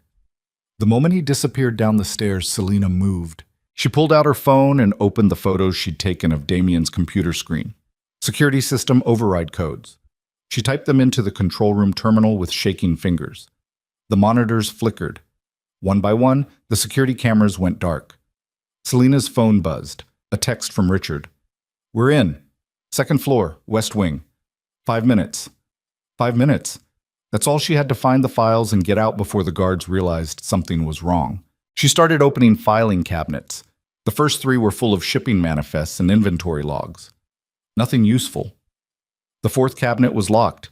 Selena grabbed a letter opener from the desk and jammed it into the lock. Her hand slipped. Sweat dripped down her back. "Come on, come on." The lock clicked. Inside, rows of folders. Names she recognized. Politicians, judges, business owners. Each folder bulging with documents and photographs. Evidence of crimes, leverage, insurance. This was it. Damien's entire empire in paper form. Selena grabbed as many folders as she could carry. Footsteps on the stairs made her freeze. The guard, coming back with her water. She shoved the folders into her bag and closed the cabinet just as the door opened. The guard stopped. His eyes went to the dark monitors, then to her face. "What did you do?" "Nothing. The screens just went black." He reached for his radio. "We have a situation." Selena grabbed the coffee pot and smashed it across his skull. Glass shattered. Hot coffee sprayed everywhere. The guard dropped like a stone, blood streaming from his temple. Selena stood over him, breathing hard, the broken pot handle still in her hand. She'd never hit anyone in her life. Her whole body shook. The radio on the guard's belt crackled. "Anderson, report." She ran, down the stairs, through the maze of containers. Behind her, shouts erupted. More guards.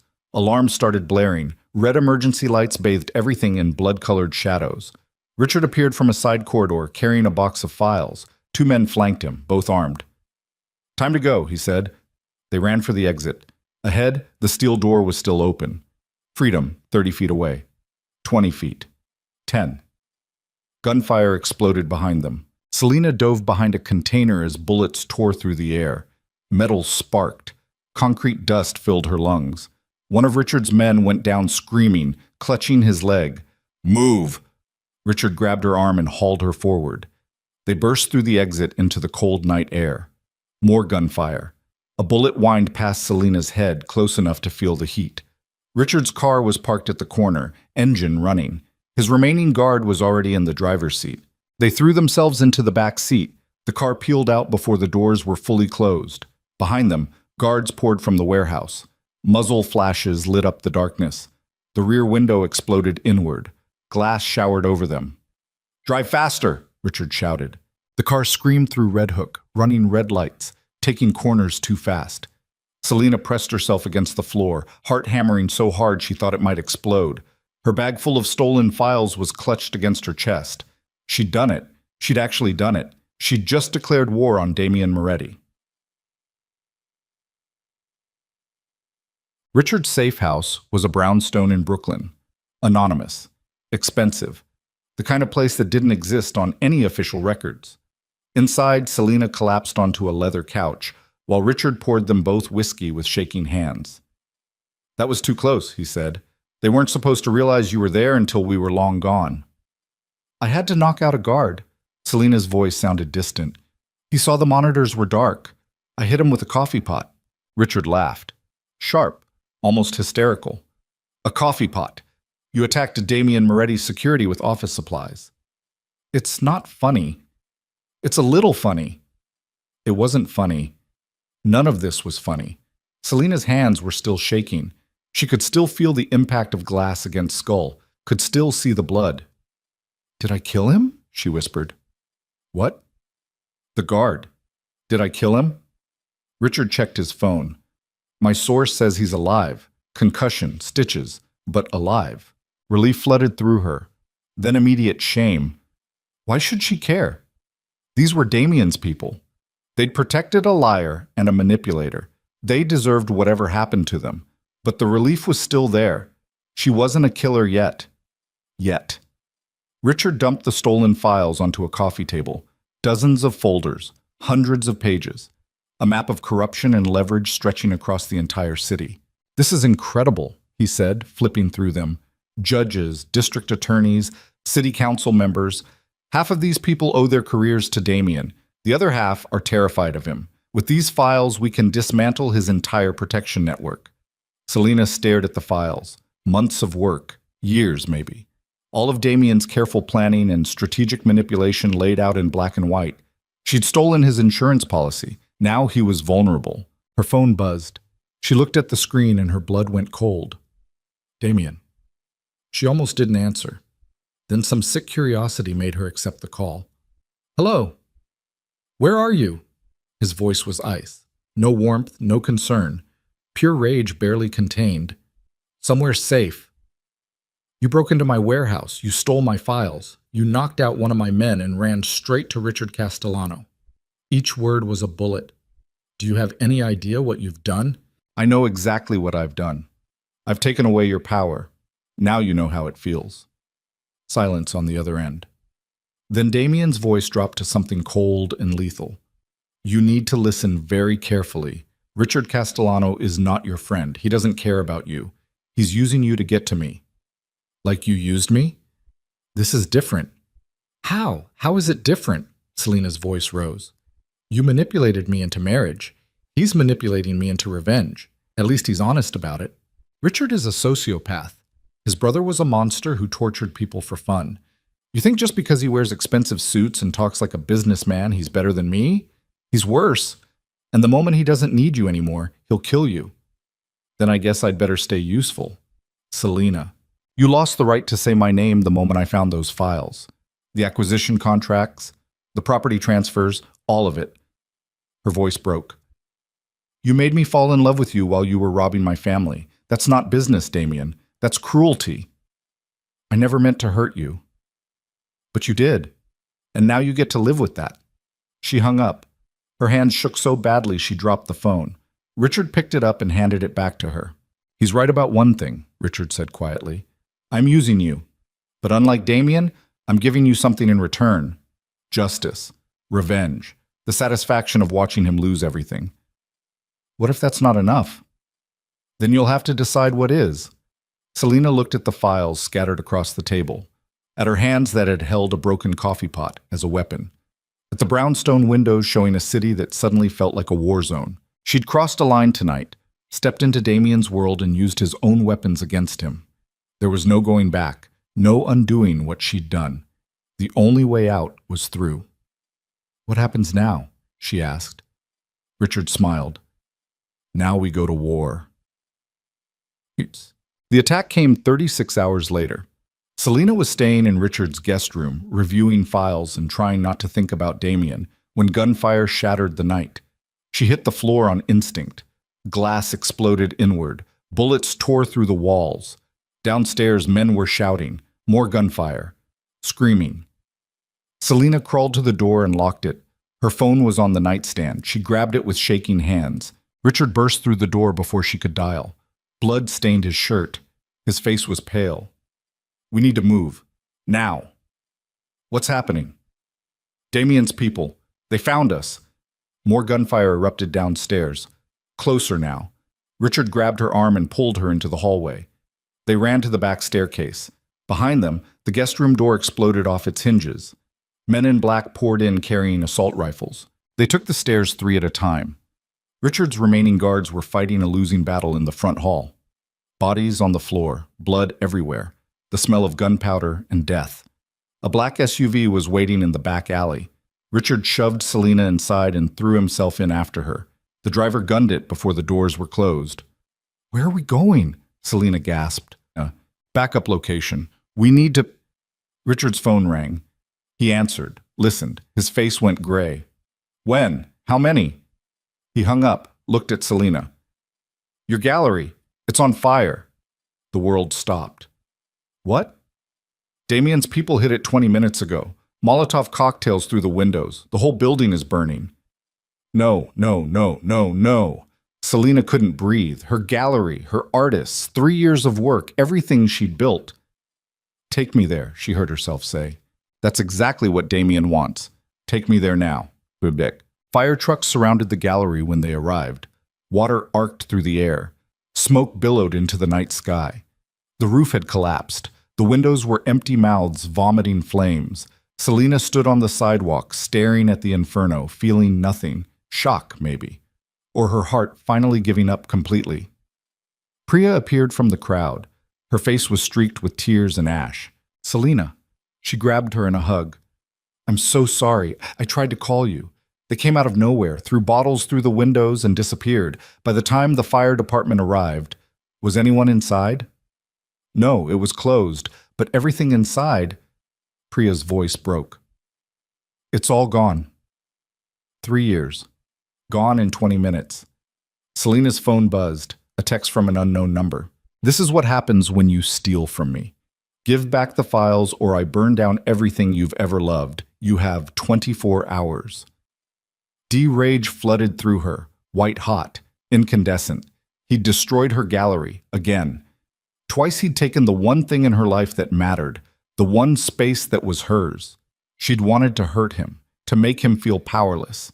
Now she wanted to destroy him completely. "Richard," she said, not looking away from the fire, "you wanted to dismantle Damien's empire. I'm ready." "Ready for what?" "Whatever it takes." Richard studied her face. Whatever he saw there made him nod slowly. "Then we go public. Release the files to every news outlet in the city. Show everyone who Damien Moretti really is. The judges he's bought, the politicians he controls, the crimes he's covered up.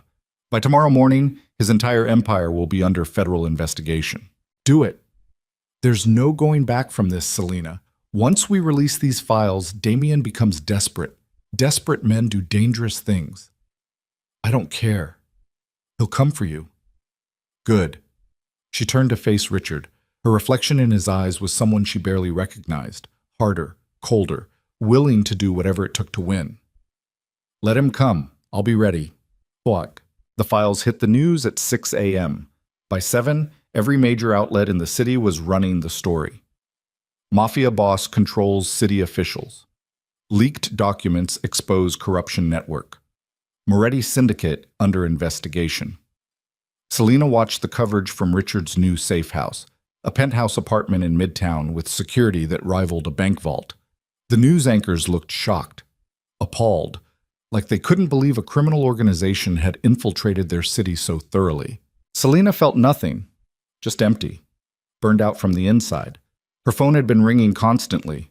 Reporters, lawyers, blocked numbers that were probably Damien. She ignored them all. Until Vincent DeLuca called. She almost didn't answer. Then some perverse curiosity made her accept. Hello, Father. Selina. His voice was carefully neutral. I saw the news. I'm sure you did. I also heard about the gallery. I'm sorry. The apology was so unexpected she almost dropped the phone. You're sorry? I know we haven't spoken since you married Moretti. I know I was cruel, but watching you take down the man who manipulated you. Vincent paused. You're braver than I ever gave you credit for. Selina's throat tightened. I'm not brave, I'm angry. Anger can be a powerful tool, if used correctly. Why are you calling? Because you're my daughter, and because Damien Moretti is going to retaliate. When he does, you'll need protection, real protection, not Richard Castellano's second-rate security. What are you offering? Come home. I'll make sure you're safe. And once this is over, we'll talk about rebuilding the gallery, properly this time, with real funding. It was everything she'd wanted 6 months ago. Safety, her father's support, a future that didn't involve criminals and violence, but it felt like a trap. Another cage, just cleaner than the last one. I'll think about it, she said. Don't think too long. Moretti is... The penthouse door exploded inward. Men in tactical gear flooded the room. Not police, not federal agents, private contractors. Richard's guards drew weapons, but they were outnumbered 3-1. In seconds, it was over. The guards were disarmed and zip-tied. Richard was on his knees with a gun to his head, and Selina stood frozen in the center of the living room, phone still clutched in her hand. Damien Moretti walked through the shattered door. He looked like death, exhausted, furious, dangerous in a way that made her breath stop. Blood stained his knuckles. His suit was torn, but his eyes were clear, focused entirely on her. Hello, wife, he said. Behind him, Marco and a dozen armed men secured the penthouse. Professional, efficient, over in 30 seconds. Vincent's voice crackled from the phone. Selina? What's happening? Selina! Damien plucked the phone from her nerveless fingers, listened for a moment, smiled coldly. Vincent, your daughter is fine, for now. But if you want her to stay that way, I suggest you stay out of this. He hung up and dropped the phone on the floor, crushed it under his heel. You release my files, Damien said conversationally. Every news outlet in the city is screaming for my head. Half my operation is under federal investigation. I've lost 3 judges, 2 district attorneys, and a city council member just this morning. My lawyers are scrambling, my partners are panicking, and my enemies smell blood in the water. Good, Selina managed. Selina's out. Good? Damien crossed the room, stopped 2 feet away. You destroyed 6 years of work in 6 hours. Do you have any idea what you've done? I know exactly what I've done. I've taken away your power, just like you took away mine. By aligning with Richard Castellano, a man whose family makes mine look like philanthropists? At least he didn't lie about loving me. The words hit harder than any bullet. Damien flinched like she'd struck him. I never lied about that, he said quietly. Everything about us was a lie. Not everything. Prove it. Damien looked at her, really looked. The rage in his expression gave way to something worse. Exhaustion, defeat, pain. I can't, he said, because you'll never believe me now. Across the room, Richard laughed bitterly. Touching. Are you going to kill us now or bore us to death with your tragic love story? Damien didn't look away from Selina. What I'm going to do depends on her. On me? You want the truth? Here it is. Yes, I manipulated you. Yes, I used you to access your father's properties. Yes, I planned it all from the beginning, but somewhere between the courthouse and last week, you stopped being a strategy and started being the only real thing in my life. I fell in love with you, Selina. Actually, genuinely, stupidly in love. And when you found those files and left, I wanted to burn the whole city down. Not because you'd stolen my leverage, because you'd taken yourself away from me, Cham. That's not... I don't care if you believe me. I'm telling you anyway. Because if I'm going to lose everything today, you're going to know exactly what you meant to me. Selina couldn't breathe. Couldn't think. The words hung between them like live wires. So here's the deal, Damien continued. You have 2 choices. Walk away right now. I'll let you go. No retaliation, no revenge. You'll be free of me forever. Or stay. Help me rebuild what we've both destroyed, and maybe we figure out what this is when the lies are gone. You just kicked down the door and invaded this penthouse with armed men. That's not offering me a choice. That's taking me hostage." "No, hostages don't get to walk away." Damien stepped back, gestured to the door. "You're free to leave. Right now. I won't stop you." Selina looked at the shattered door, at the armed men surrounding them, at Richard still kneeling with a gun to his head, at Damien standing in the center of it all, looking like a man who'd lost everything and didn't care anymore. This was the moment, the choice that would define everything that came after. Run, start over, leave the violence and manipulation and impossible love behind, or step into the fire. Choose the man who'd destroyed her and been destroyed in return. Selina looked at Damien, his dark eyes, the exhaustion carved into his face, the way he was trying so hard not to hope. "If I stay," she said slowly, "things change. No more lies, no more property schemes, no more using me as leverage." "Agreed. And you let Richard go. Whatever war you have with him ends tonight." Damien's jaw tightened. "He helped you steal from me. And you burned down my gallery, twice. Consider it even." Richard's eyes widened. "Selina, you can't be serious. Shut up." She didn't look away from Damien. "Do we have a deal?" Damien was quiet for a long moment. Then he nodded to Marco. "Let him go." Marco pulled Richard to his feet and cut the zip ties. Richard stared at Selina like she'd lost her mind. "You're choosing him? After everything?" "I'm choosing to stop running." Selina finally looked at Richard. "Thank you for helping me, but this war ends now. Walk away while you still can." Richard shook his head. "You're making a mistake." "Probably." He left without another word, his surviving guards following. The penthouse emptied. Damien's men filtered out until it was just the two of them standing in the wreckage of Richard's safe house. Selina and Damien, husband and wife, enemies, lovers, both covered in metaphorical blood and ashes. "Now what?" Selina asked. "Now?" Damien started. The windows exploded inward. Glass shattered everywhere. Selina hit the ground as gunfire tore through the space where she'd been standing. Damien tackled her behind the couch, his body covering hers as bullets chewed through furniture and walls. Outside, on the rooftop across the street, sniper muzzle flashes lit up the darkness. This wasn't Damien's people. This wasn't even Richard's people. This was someone else entirely, someone who'd been waiting for exactly this moment when Damien would be vulnerable, distracted, off guard. The attack lasted maybe 30 seconds. Then silence. Damien rolled off her. His shoulder was bleeding. He'd been hit. "Damien, I'm fine." He pulled out his phone with his good hand. "Marco, we're under fire. Sniper on the adjacent building. Get a team there now." More shots cracked through the air. The coffee table exploded. Selina pressed herself against the floor, hands over her head, heart trying to escape her chest. This was it. The war had finally come for them both. Entrapped between love and hatred, between revenge and redemption, Selina De Luca Moretti realized she had no idea which side she was supposed to be on anymore, or if there were any sides left at all. The gunfire stopped as abruptly as it started. Selina lay pressed against the floor, breathing in dust and gun smoke, Damien's weight half covering her body. Glass glittered everywhere like scattered diamonds. Her ears rang from the explosions. Blood dripped from Damien's shoulder onto the hardwood beside her face. "Are you hit?" His voice was rough against her ear. "No, you are."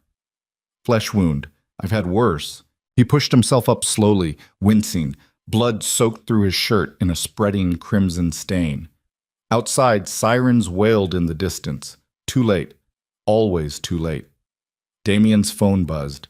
He answered with his good hand, keeping his body between Selina and the shattered windows. "Talk to me." He listened. His expression went dark. "You're sure? Both of them?" A pause. "Handle it. I want them alive if possible. Dead if necessary." He hung up and looked at Selina. "It wasn't Richard." "Then who?" "Your father, and Alexander Crane." The world tilted sideways. "What?" Marco's team tracked the shooter, professional contractor, hired through a shell company that traces back to a De Luca subsidiary. Vincent must have decided that if he couldn't have you under his control, no one could. Crane was the money. Your father was the orchestration. Selina couldn't process it. Her father, the man who'd raised her, who'd tried to sell her into marriage, who'd called yesterday offering protection. He'd tried to have her killed. Why? The word came out broken. Because you chose me over him. Because you burned his world down just as thoroughly as you burned mine. Because Vincent DeLuca would rather see you dead than free. Damien touched her face gently. I'm sorry. She wanted to scream, wanted to cry, wanted to deny it. But deep down, she'd always known. Her father loved control more than he'd ever loved her. She'd been a chess piece, an asset. When she'd stopped being useful, she'd become expendable, just like Damien had seen her. Except Damien had taken a bullet for her, was bleeding on the floor beside her, had let his entire empire crumble rather than give her up. Maybe that was love. Messy and violent and destructive, but real. We need to move, Damien said, struggling to his feet. They'll send another team when this one doesn't report back.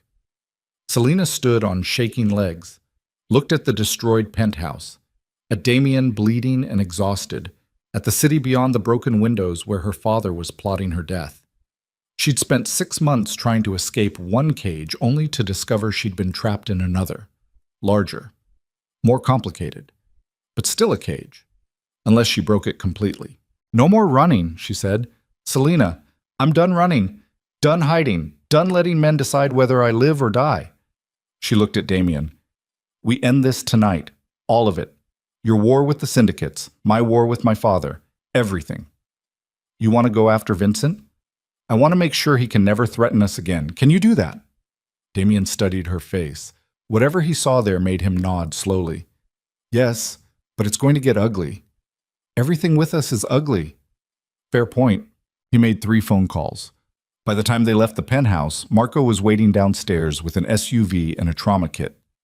He patched Damien's shoulder in the back seat while they drove through the city toward Sutton Place, toward the DeLuca mansion, toward the man who'd tried to have his own daughter murdered.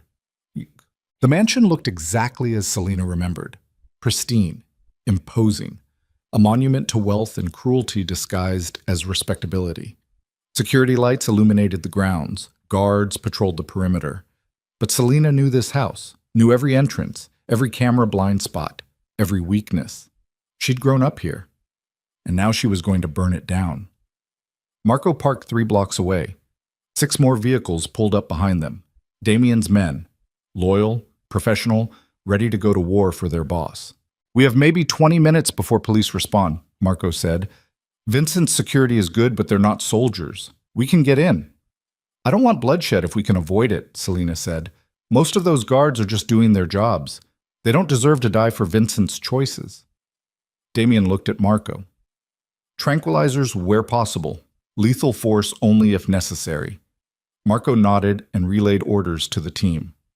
10 minutes later, they moved. Selena led them through the service entrance, a side door near the kitchen that connected to the underground maintenance tunnels. She'd used it dozens of times as a teenager sneaking out.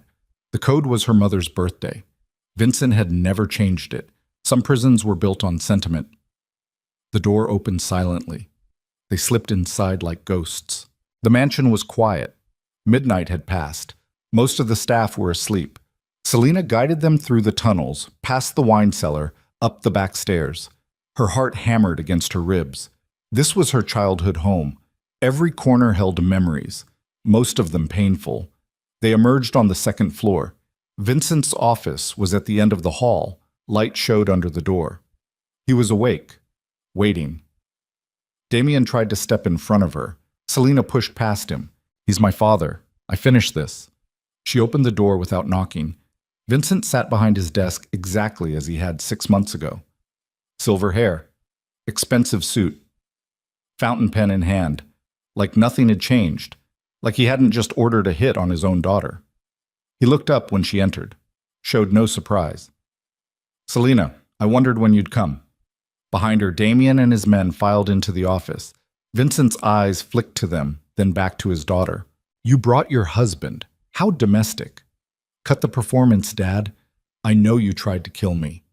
Vincent set down his pen with surgical precision. Not kill, remove. There's a difference. The casual cruelty took her breath away. I'm your daughter. You were my daughter. Then you married a gangster. released confidential files that destroyed half my political connections, made the DeLuca name synonymous with corruption. He stood up slowly. You stopped being family the moment you chose him over me. I chose myself for the first time in my life. And look where it got you, standing in my office with a criminal's protection, hunted by my people, burned out of your precious gallery, alone. I'm not alone.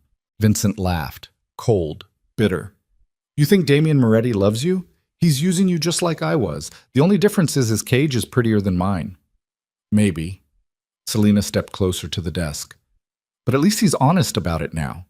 You spent my whole life pretending you cared, that forcing me into marriages and controlling my future was for my own good. It wasn't. It was always about you, your empire, your legacy. I was just another asset to be managed. Of course you were. Vincent's expression was ice. That's what children are, investments, and you've proven to be a spectacularly bad one. The words should have hurt, should have cut deep. Instead, Selina felt nothing, just empty. The man in front of her wasn't her father. Maybe he never had been. Alexander Crane, Damien said quietly. Where is he? Gone. Out of the country by now.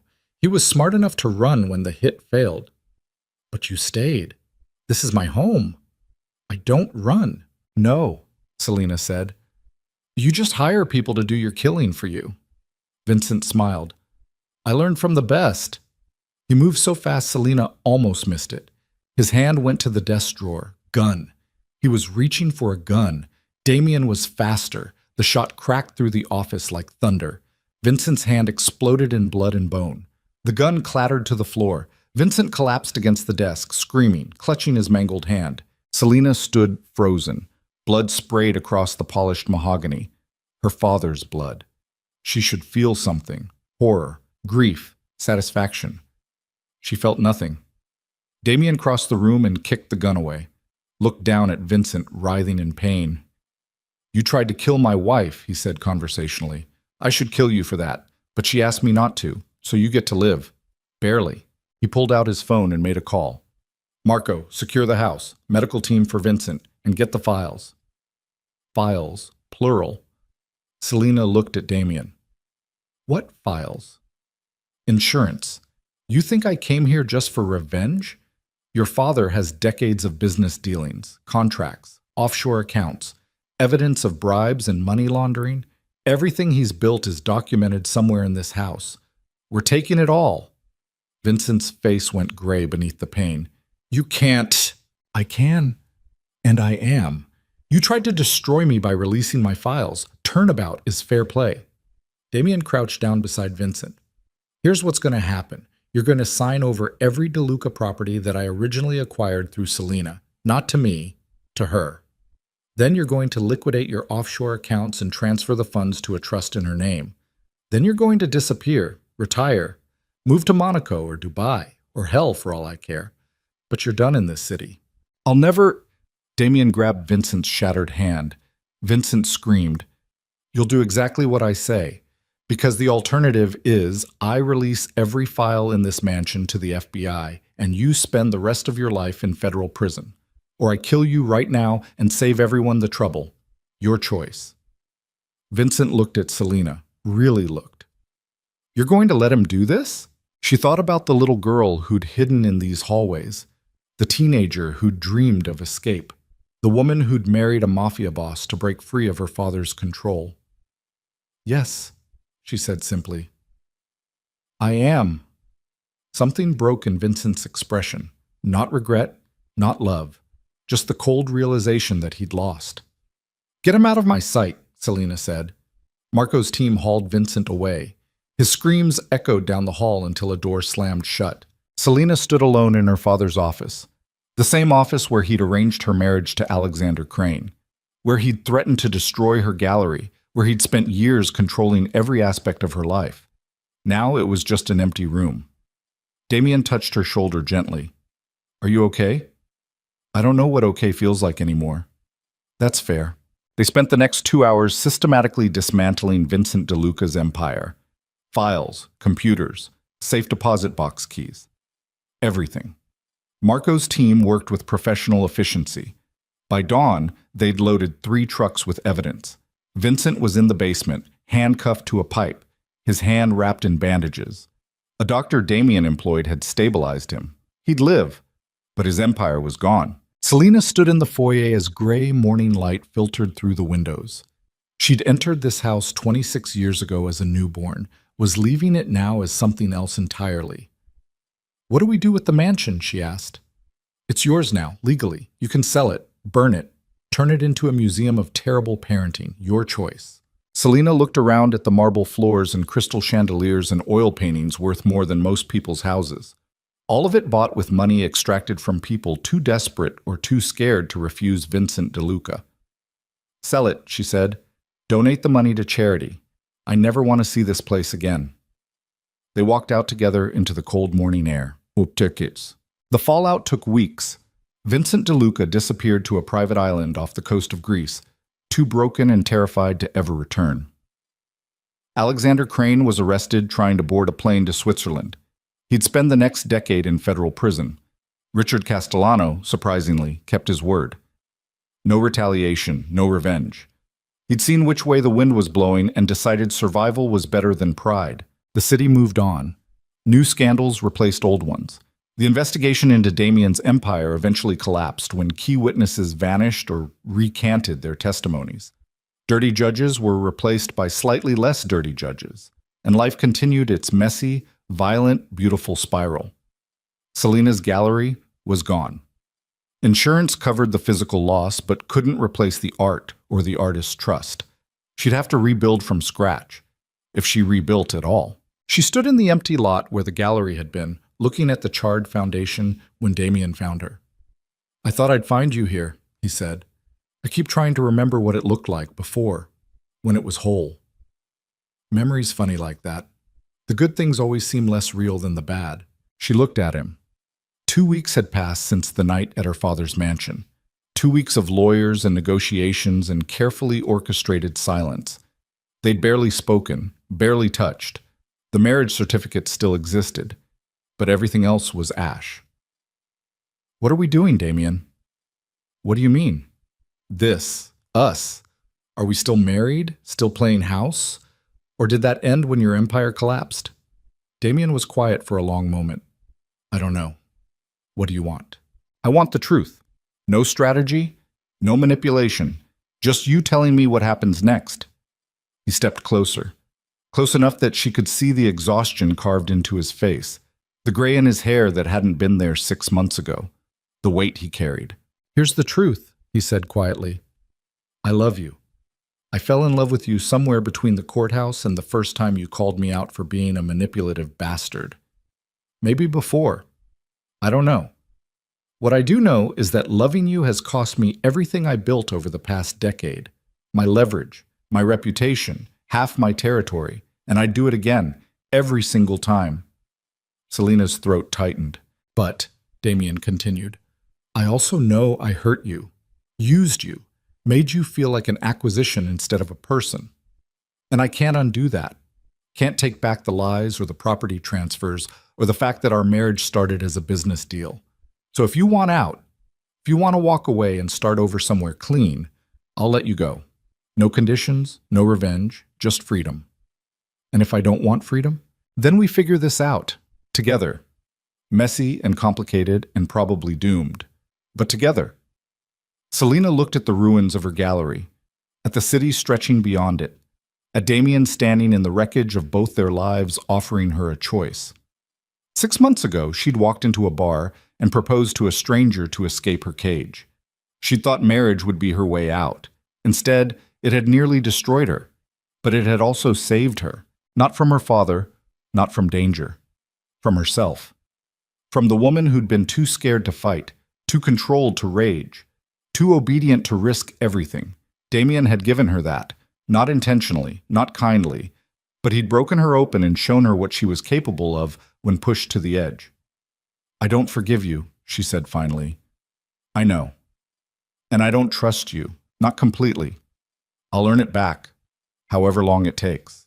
I want to rebuild the gallery, on my terms, with my money. No help from you or anyone else." "Okay. And we're going to therapy, both of us, because we're a disaster. Damien actually laughed. Fair. And if you ever lie to me again, about anything, I'm gone. No second chances. Understood.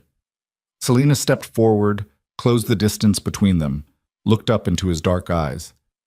I love you too, she said. I hate that I do. But I do. I know. He touched her face. We're going to destroy each other. Probably. It's going to be a disaster. Definitely. But maybe we destroy each other into something better. Damien kissed her, gentle, tentative, like he was afraid she'd disappear. Selena kissed him back with everything she had, all the rage and love and impossible hope tangled together. When they broke apart, the sun was rising over the city. Pink and gold light painted the ruins beautiful. What now?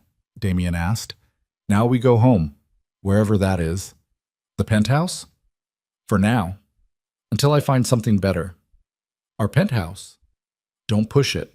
He smiled, actually smiled. It transformed his face into something young and almost innocent. She'd forgotten he could look like that. They walked back to the car together, not holding hands, not quite touching, but close enough that their shoulders brushed with every step. It wasn't forgiveness. It wasn't redemption. It was just two broken people choosing each other anyway. Maybe that was enough. But 2 years later, Selena stood in the brand new gallery space in Chelsea, twice the size of the old one. Better lighting, better security, built entirely with money she'd earned from selling her father's properties and investing smartly. The opening night was packed.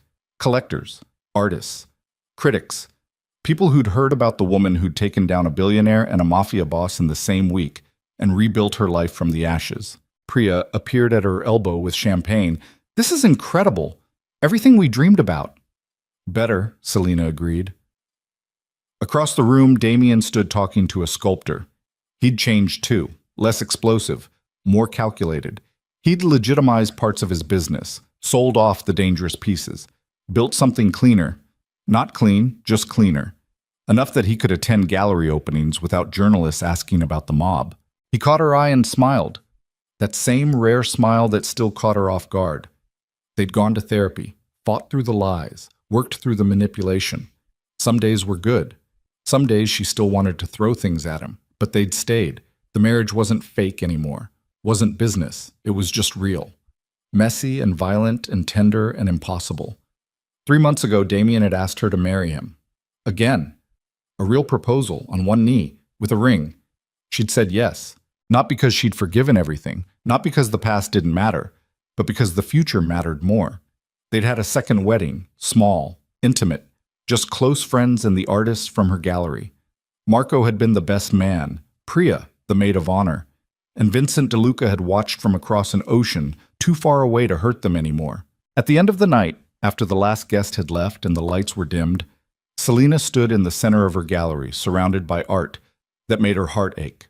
Damien came up behind her, wrapped his arms around her waist. You did it, he said against her hair. Everything you wanted. Almost everything. What's missing? Selena turned in his arms, looked up at the man she'd married twice, once out of desperation, once out of choice. Nothing, she said. Nothing's missing anymore. He kissed her, slow and deep and full of promise. Outside, the city glittered with lights. Somewhere out there, former enemies were building new empires. Former friends were plotting revenge. Life continued its violent, beautiful dance. But inside the gallery, in the space Selena had built with her own hands and her own vision, there was only this moment. A woman who'd married a mafia boss to escape her prison. A man who'd destroyed his empire for the woman he loved. And between them, something that looked almost like freedom. Not perfect. Not easy. But real. She'd spent 26 years trapped in cages built by other people. Spent 6 months breaking free. Spent 2 years rebuilding from the ruins. And now, finally, she was standing in a space that was entirely hers. The gallery, the marriage, the life. All of it messy, all of it complicated, all of it hard-won and fiercely protected. But hers. Selena DeLuca Moretti stood in her gallery, held by her husband, surrounded by art that spoke of struggle and survival and the beauty found in broken things made whole. And for the first time in her life, she felt free. Not because the cages were gone, they'd always be there. The trauma, the scars, the memories of men who tried to own her.